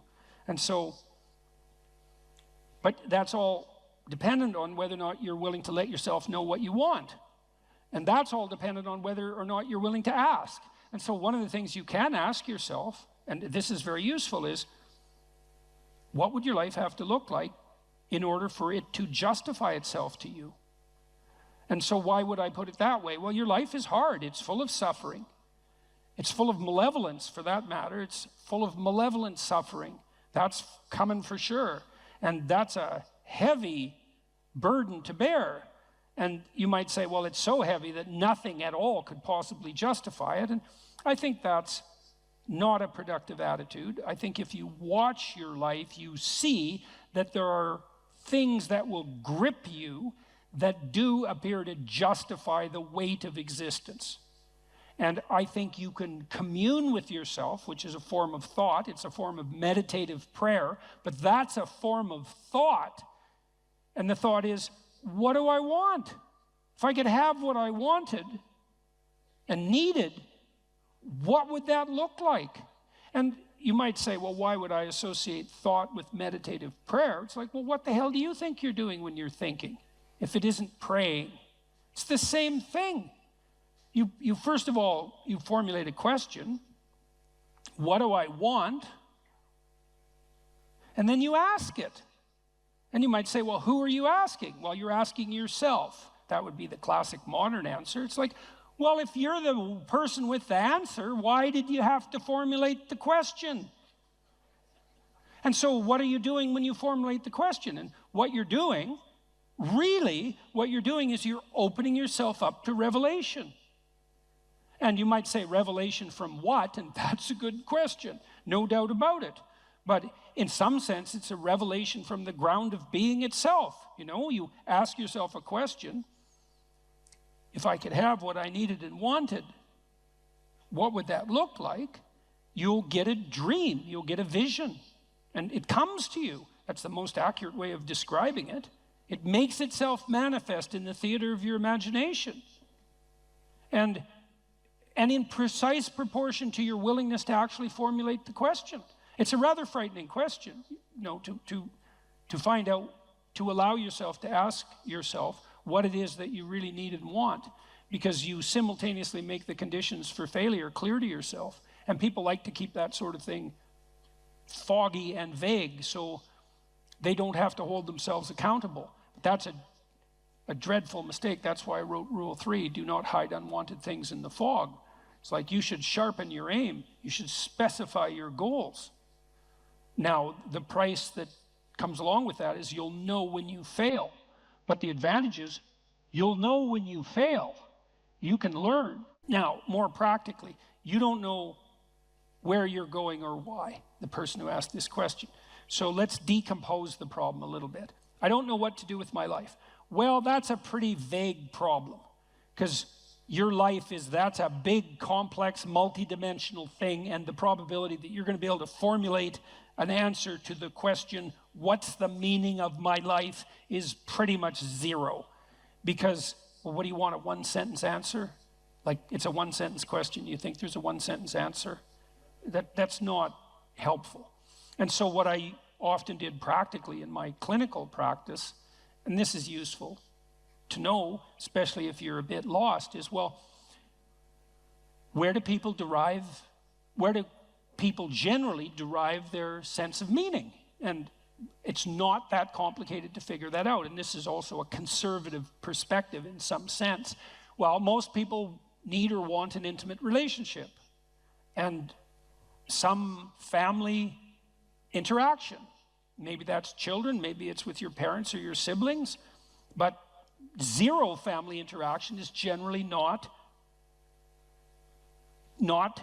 part of the optimized human condition. Most of us would like to have a friend or two. We need a job or a career to keep body and soul together, but also so that we're in harness and we can pull against a weight that in a noble and productive and generous manner. We perhaps need to be engaged in something creatively. We have to take care of ourselves mentally and physically. We should adopt some civic responsibility. We need to protect ourselves against major sources of hedonistic and impulsive temptation. There's 8 things. It's like, well, pursue one of them. Start there. You know, when I dealt with my clients who were depressed, unhappy, let's say, the first thing I would do with them is walk them through that analytic process. It's like, do you have anything in place in any of these domains? Sometimes I had people who were doing pretty good in all 8 areas and were still unhappy. Those people were depressed, technically, right? Because their lives were actually in pretty good order, but they were miserable. There was something wrong with them. They were ill in some way that was lowering their mood and destroying their positive emotion. Other people would be batting 0 on all 8 fronts. Like, they weren't depressed, they just had terrible lives. And so, really, and so what I would do with those people is, well, look, like, here's 8 things that aren't in place in your life. It's no bloody wonder you're miserable and everything seems meaningless except for the suffering, because that's a meaning too. It's like, why don't we start working incrementally in a few of these areas, and then we can just evaluate and see if that's helpful. And it's almost invariably helpful. You know, and part of that is, well, specify. You ask yourself, well, what do I need that I don't have? Well, maybe I'd like to have a partner. Okay, well, I can't just leap from not having a partner to being happily married in one fell swoop. There's intervening steps. One of the things I used to do with my clients who were lonesome is say, well, look, have you tried online dating?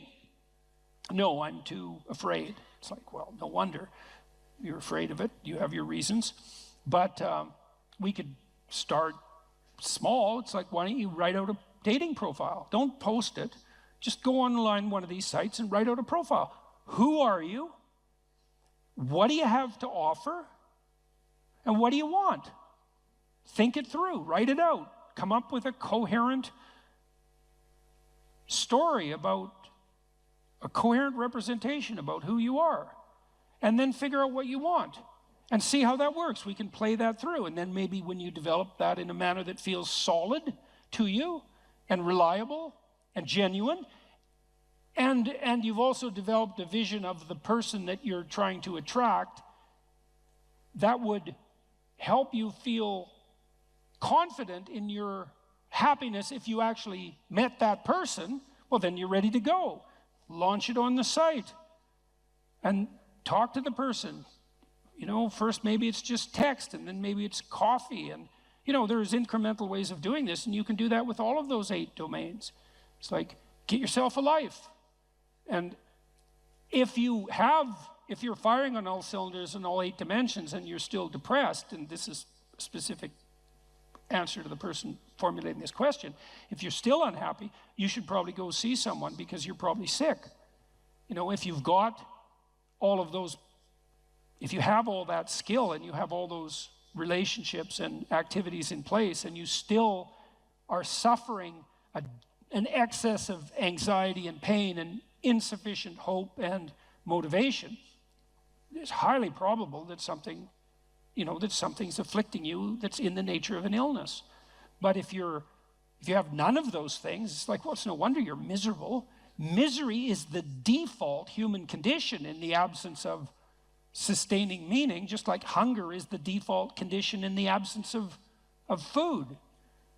And you need productive engagement, productive, generous, reciprocal engagement in order to provide you with the genuine meaning that sustains you in life. And the pathway, a lot of the pathway to that is pretty pragmatic and practical. You got no friends? That's likely a problem. You're a creative person, you have no creative outlet? That's not going to work out for you. No, you're lonesome because you don't have an intimate relationship? That's a source of pain. Those things have to be rectified, and you can do that incrementally, and that works. So that's a practical pathway to incremental improvement. And one of the things that's cool about that, because you might be thinking, oh my God, this is hopeless. I don't have any of those 8 things. I might as well just end it all tonight. It's like, and people certainly think that, you know, and I'm not making light of it. One of the things that's very much worth knowing is that a lot of positive emotion is dependent technically on the observation, on your personal observation that you're moving towards a valued goal. See, not that you've attained the goal. So imagine that you're in your hopeless situation and you decide, well, I'm going to work on the relationship front. Now you develop a vision of what a relationship might be like, and you posit that as a promised land, let's say, and then you differentiate that so you can make incremental steps forward, and the incremental steps are small enough so that you actually take them. As soon as you start to take them and you observe yourself moving forward in relationship to that goal, then first of all, you'll be stabilized on the anxiety front because now you have a purpose that's finite and defined. And second, you have positive emotion because you experience positive emotion in relationship to observing yourself move towards a valued goal.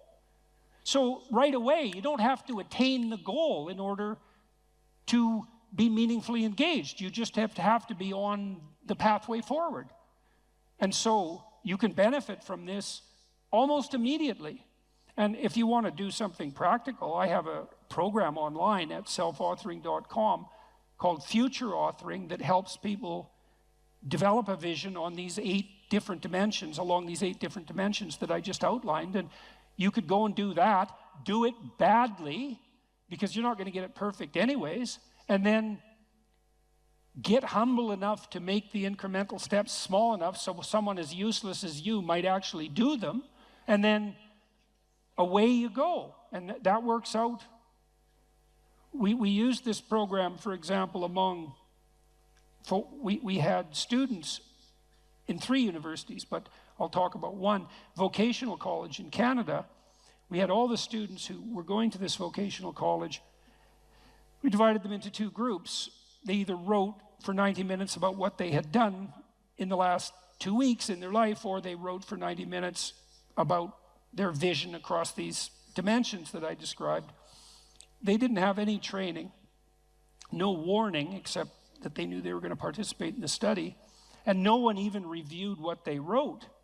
And we dropped the dropout rate of those students by 50% in the first year. All they needed was a compelling vision, you know, and that's what we all need. We all need a compelling vision. We're visionary creatures in the literal sense.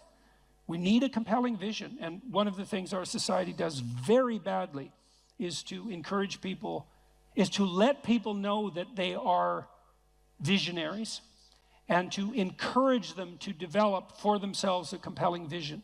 It's very sad that we don't do that, especially because if you do that with people, the results are spectacular and immediate. You know, and one of the things that's been heart-rending, I would say, for both of us, going around the world talking to people, is people frequently stop me on the street and say, the story is in some sense archetypal, although the details vary in interesting ways. I wasn't in a very good place. I was suffering, and there's usually reasons for that. And then I listened to your lectures, which of course are predicated on the observations of brilliant clinicians and psychologists, and so the ideas aren't attributable to me. They're just great ideas. I listened to your lectures and I started developing a vision and attempting to put my life together, and things are way better. It's like, what's so sad about it's very pleasing to hear that in one sense, because the upside of the story is the improvement, right? The movement away from the catastrophe. But the downside of the story is twofold. First of all, the catastrophe was there to begin with. And second, it didn't take much encouragement to fix it, which brings the question right up to the forefront. Why the hell wasn't that encouragement there to begin with? Why are so many people dying on the vine for lack of an encouraging word? Because it's definitely the case. That pertains to the mental health of young people. And it's in no small part because we do everything we can to punish the spirit out of young people. We especially do that with boys. But we're pretty good at, you can't do that to boys without doing it to girls too in the final analysis, because we're basically stuck with each other. So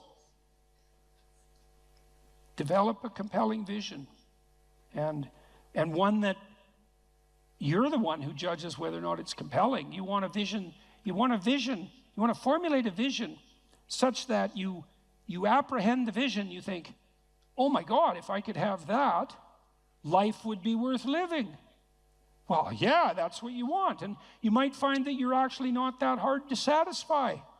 You know, that what would satisfy you, fill you with hope, stabilize you psychologically, is actually within your grasp.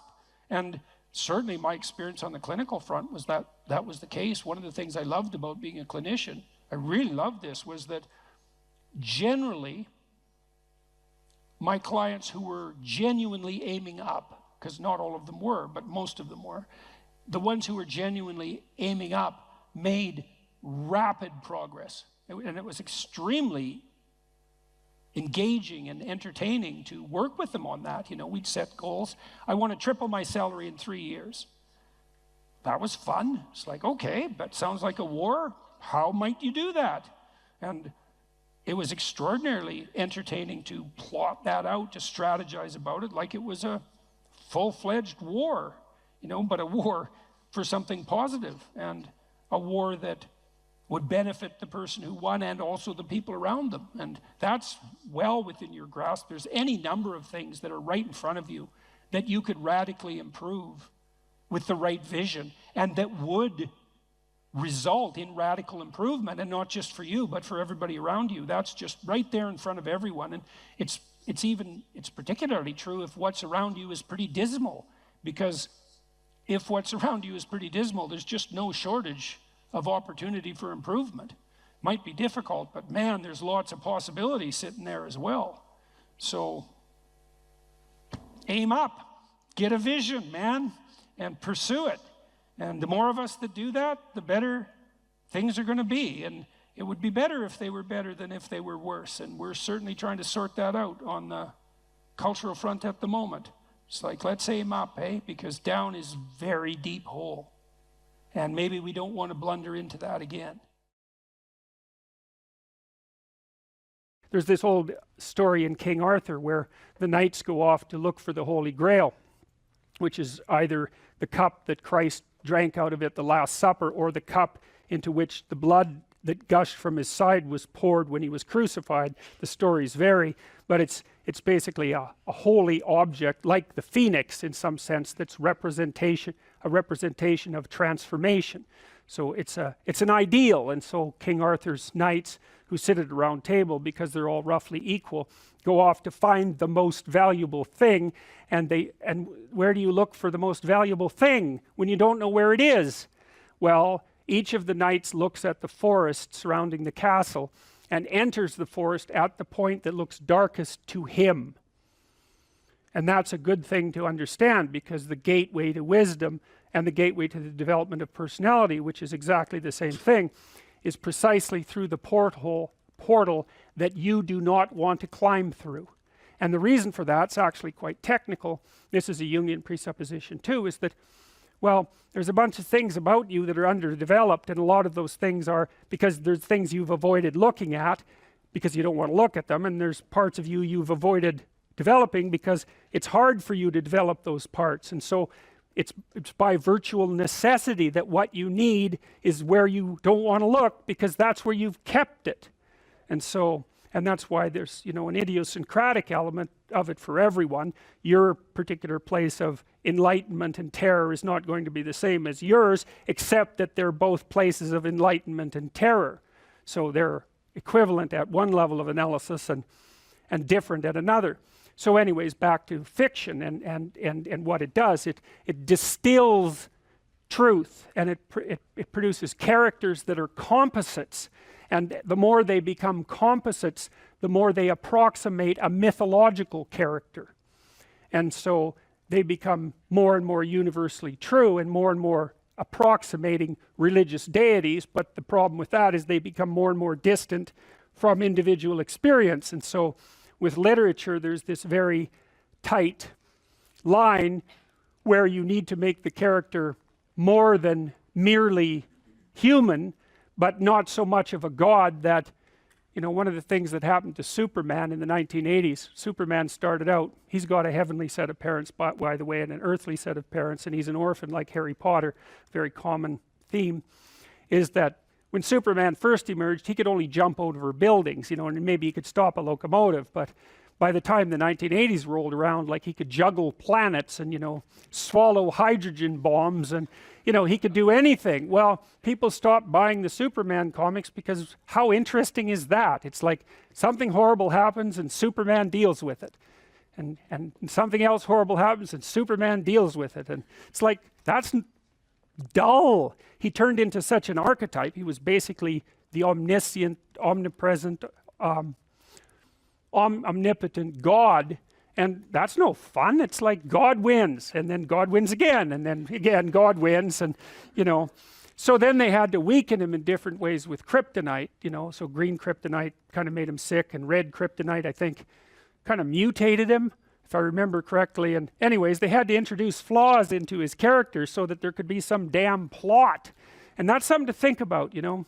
There's a deep existential lesson in that your being is limited and flawed and fragile. You're like the genie, which is genius in the little tiny lamp, you know, this immense potential, but constrained in this tiny little living space, as Robin Williams said when he played the genie in Aladdin. But the fact that you have limitations means that the plot of your life is the overcoming of those limitations, and that if you didn't have limitations, well, there wouldn't be a plot, and maybe there would be no life. And so that's part of the reason why perhaps you have to accept the fact that you're flawed and insufficient, and live with it and consider it a precondition for being. It's at least a reasonable idea. So anyways, one of the main characters is the country, the known, the explored territory. We went over that a bit, and it always has two elements. I mean, your country is your greatest friend and your worst enemy, you know, because it squashes you into conformity and demands that you act in a certain manner, and reduces your individuality to that element that's tolerated by everyone else, and it constrains your potential in a single direction. And so it's really tyrannical, but at the same time it provides you with a place to be and all of the benefits that have accrued as a result of the actions of your ancestors and all the other people that you're associated with. So there's the good tyrant or the bad tyrant and the good king, and those are archetypal figures, and that's because they're always true, and they're always true simultaneously, you know, which is partly why I object to the notion of the patriarchy, because it's a it's the what do you call that? It's the apprehension of a mythological trope, which is that of the evil tyrant, without any appreciation for the fact that the archetype actually has two parts, and the other part is the wise king. And you know, you can tell an evil tyrant story about culture, no problem, but it's one-sided, and that's very dangerous, because you don't want to forget all the good things that you have while you're criticizing all the ways that things are in error. That's a lack of gratitude, and it's a lack of wisdom, and it's founded in resentment, and it's very dangerous, both personally and socially. I told you that Captain Hook is a tyrant because he's got this crocodile chasing him, and the crocodile has a clock in its stomach, and that's death. It's like, obviously, right? Tick, tick, tick, tick. And it's a crocodile, and it's under the water, and it's already got a taste of him, so he's being chased around by death, and that makes him terrified and resentful and cruel and bitter, and so he's a tyrant. And he wants to wreak havoc everywhere. And then Peter Pan, of course, looks at Captain Hook and thinks, why the hell should I grow up and to be a tyrant and sacrifice all the potential of childhood? And the answer to that is, the potential sacrifices itself if you don't utilize it as you mature, and you just end up a 40-year-old lost boy, which is a horrifying thing to behold. It's almost as if you're the corpse of a child, the living corpse of a child, because who the hell wants a 6-year-old, 40-year-old? You're a little on the stale side by that point, and not the world's happiest individual. So, you know, your potential is going to disappear because you age anyways, and so you might as well shape that potential in a particular direction and at least become something, no matter how limited, rather than nothing. So, you know, Peter Pan, that's a great story. It's a great mythological story. So,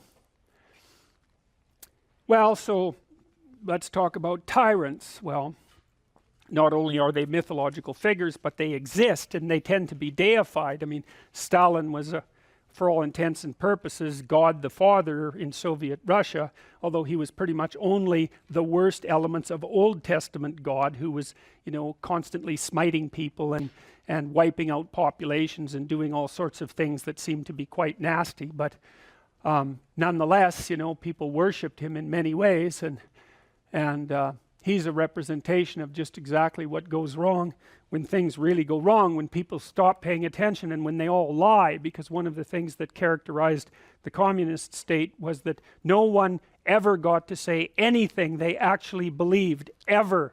And that was partly because 1 out of 3 people was an informer, which meant if you had a family of 6 people, 2 of them were informing on the government about you, and that included your own children. And if you were an informer, you were often amply rewarded by the state, so that if you lived in an overcrowded apartment building with 3 families in the same flat, and you informed on, you know, the woman down the hall that you didn't like, she got shipped off to the old concentration camp, and you got her apartment. And so that was a lovely society, and it only killed about 30 million people between 1919 and 1959. So that's what happens when the archetypal structure gets tilted badly, when people forget that they have a responsibility to fulfill as citizens, as awake citizens who are capable of stating the truth, and the archetype shifts, so there's nothing left of the great father except the tyrant. And let's not have that happen. I mean, the one on the right is really interesting, because consciously or unconsciously, you know, there's Stalin surrounded by what is, for all intents and purposes, fire. You know, he looks like Maleficent in Sleeping Beauty when she shows up at Aurora's christening. You know, she puts her arms up in the air and green fire surrounds her. It's like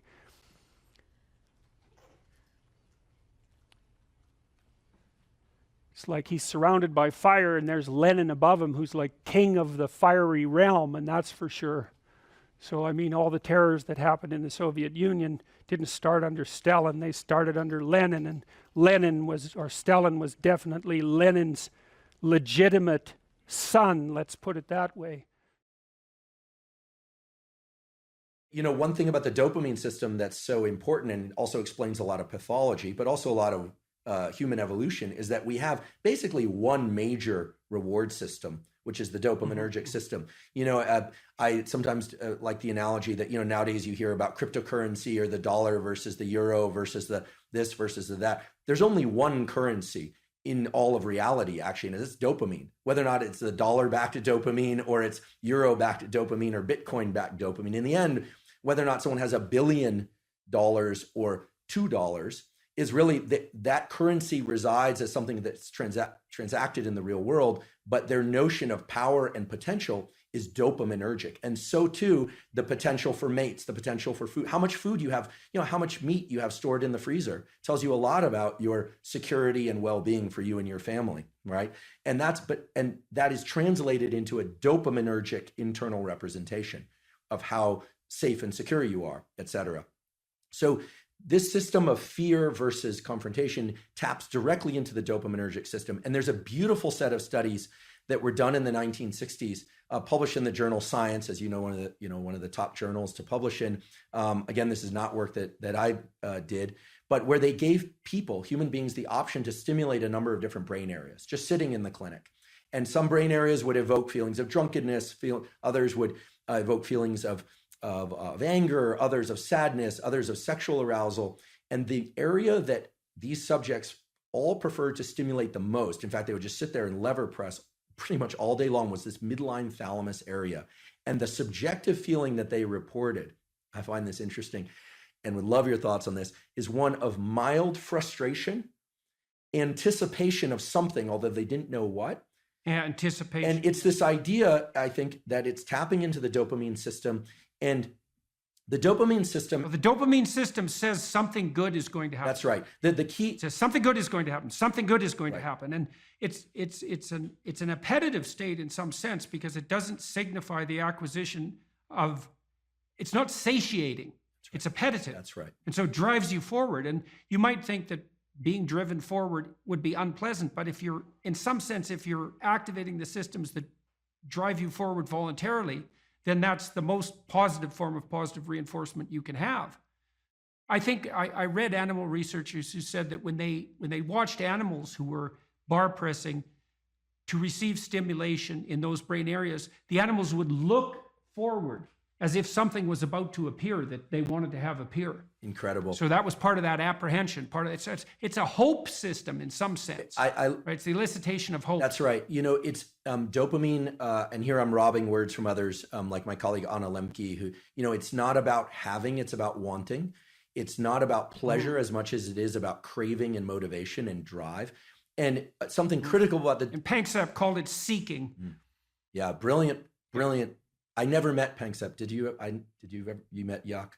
I met him online. We were in a neurological chat room, so to speak, for a neuropsychological chat room for about 5 years, and I had a chance to interact with him a fair bit in that. So that was really good. I'm envious. He's done beautiful work, and thank you for calling people's attention to his work. I know you've done that many times, and such key work. The dopamine system is in touch with the autonomic system, sure, because it has to register success versus failure of some pursuit. The prefrontal cortex is actually part of the dopamine reward system. People often overlook this, and then we just think about nucleus accumbens and ventral tegmental area. But the prefrontal cortex, because as you pointed out before, it is generating possible outcomes, different rules, different selves are being projected into the future. You can think that the 2 marshmallow task, the classic, you know, give kids the option to either have a marshmallow now or wait and have 2 marshmallows, and the cute little videos of the kids, you know, in the room with the marshmallows, sniffing it, talking to it. Occasionally a kid will just stuff it in his mouth. Another child will turn away, you know, delightful, right?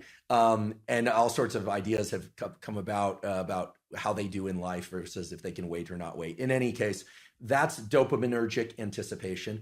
The key thing with dopamine, I think, that encapsulates the most of it is this notion of reward prediction error, which is very simple. If you are excited and anticipating something, you are generating some internal sense of the probability of it happening. We're going to the ice cream store, kids. Let's go. We're going to have ice cream. We have ice cream. It's closed.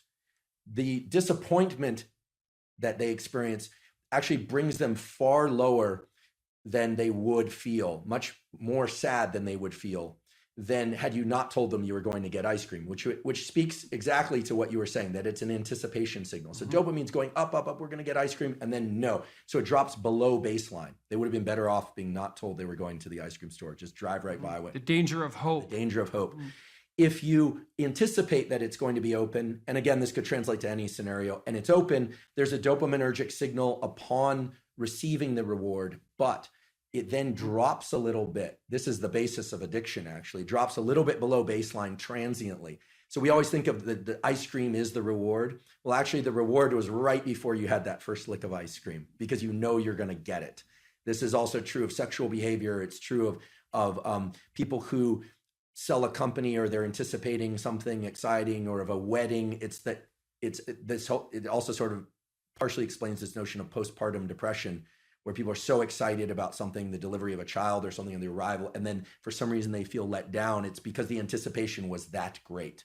So many scenarios. There might be an exhaustion component there too. Right. Well, it's also the case, if I remember correctly, that dopamine kick. So imagine what it does is backtrack the neural systems that were activated as the reward was approached. So then it feeds back reinforcement, not reward, but mediates cellular growth and maybe myelinization. It's increasing the efficiency of the neural connections of the systems that were activated just prior to receiving that reward in the order they were prioritized. That's right. In the order they were manifested. So the closer the behavior is to the receipt of the reward, the more it's reinforced and more likely to be manifested in the future. And then there's a decay function going back in time. So, and that's partly how an addictive subpersonality can grow too, right? Because you can imagine that there's a certain state of mind that you're in. Maybe it's a state of something approximating nihilistic hopelessness that grips you every time you're motivated to seek out your favorite drug. And that's fairly far back in the activation chain, but it's there every time you take a hit. So what happens is the dopaminergic reinforcement produced by the drug reinforces that nihilistic hopelessness that drives the drug-seeking behavior. That's right. And that's how, in part, you develop a monkey on your back. Yeah, I love the example, even though I'm sad that it happens for people. I love the example because what you're saying is that, and it's exactly right, that the memory for events and states of mind and emotions that preceded a successful collection of reward or arrival at reward is set into a huge number of motor commands, some of which are subconscious. And right. And the ultimate dopamine signal, actually I experienced this the other day. I can give an example. My girlfriend and I decided to go to the beach. We were going to go do this little ritual that we've been talking about doing for a while. And I had on a piece of paper what we had written out we were going to do. And I had it in my back pocket. And we got to the ocean and the sun was setting, sort of perfect timing for this. And the piece of paper was gone. And I thought, oh my goodness, how did I screw this up? Like, of all the things, I'm supposed to, I'm 47 years old. This is not like I should be able to do this, Get your I act blew it. Yeah, I blew it. So I went back to the car, long walk, looking everywhere. It was not a windy day, but I thought, gosh, where's this piece of paper? Looking around, didn't find it. Went all the way back to the car, wasn't in the car, came all the way back. And I was walking toward her. I saw her and I thought, okay, this is really embarrassing. I'm going to just have to wing it or remember. We didn't have our phones intentionally either, so we couldn't look it up. And then I saw the piece of paper on the beach and it was partially buried in the sand. I picked it up and I was elated. What happened there was my dopamine had dropped way below baseline because I was disappointed that I'd lost it, disappointed in myself, et cetera. And then I found it. Right. So your anticipation was for nothing. Exactly. So you got punished by yourself for that. Exactly. Because that should be eradicated. If you're highly anticipatory and it doesn't make itself manifest, then you were seriously wrong. So you're going to take a emotional hit as a consequence of that. I think that's also associated, that emotional hit, that pain that you feel, I think that's actually associated with the beginning stages of the death of the systems that mediated that initial response. Because you should eradicate systems that make you anticipate that don't work. right? And that means those systems, which are already instantiated and alive in some sense, have to decay and die. And it strikes me as highly probable that you're going to pay a price in something approximating pain for the death of those malfunctioning systems. It's also why, because why wouldn't they fight for their lives to some degree? Why wouldn't they resist the decay and death that might be necessary to keep you going? Why, there should be some pain associated with that logically, because it is a biological transformation. Yeah, it's an interesting a lens to view it through, that self image that I had in that moment of, I'm the responsible partner who can take care of a simple thing, right? For this nice little ritual that we'd been talking about doing for a while. I failed, right? So that part. Well, it's also so interesting. You think about that. This is a depressive cascade, and it's very hard to bind, because imagine you anticipate something and then you make a mistake. Now the question then becomes, how significant is the mistake? And one view of your error would be, well, the paper blew out of my pocket and that could happen to anybody. And the more catastrophic interpretation would be, and it's an extension of the thought path that you started to walk down, well, I'm near 50 years old, I should be much more responsible than this, and there's something wrong with me as a person. And then a depressive person would go even further. They'd say, well, not only is there something wrong with me in this decision, this is a decision like every other decision I make right now. I never make a good decision. In the past, I've never made a good decision, and there's no way I'm going to change in the future. And so the depressive takes that punishment response, let's say, that's a consequence of failed anticipation, and can't bind it. It just takes out all of their potential future selves. That's a good way of thinking about it. Yeah. And so then they're in a depressive pit. Yeah, so that's too much learning from failure. Right.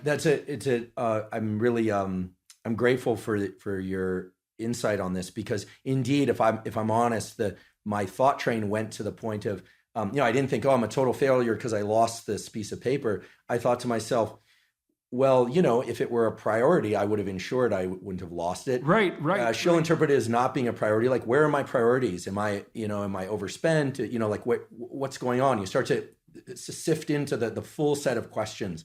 And then, of course, finding the paper resurrects the sense of self. It was, I think it was in that movie Pulp Fiction. Yeah, well, that binding problem is really tricky, because so there's some good rules of thumb for that, which is one of the rules of thumb for that that's extremely useful, that's socially instantiated, is innocent until proven guilty. Right, so you might say when those thoughts come up, because they're adversarial and accusatory thoughts, you might say, well, that is part of the realm of possibility, but I shouldn't. When your child does something wrong that's minor, you don't say you're a rotten kid, right? You bind it. You say, look, kid, here's a bunch of things you're doing right. But in this particular example, specific situation, here's the minimal thing you did incorrectly and how to alter it.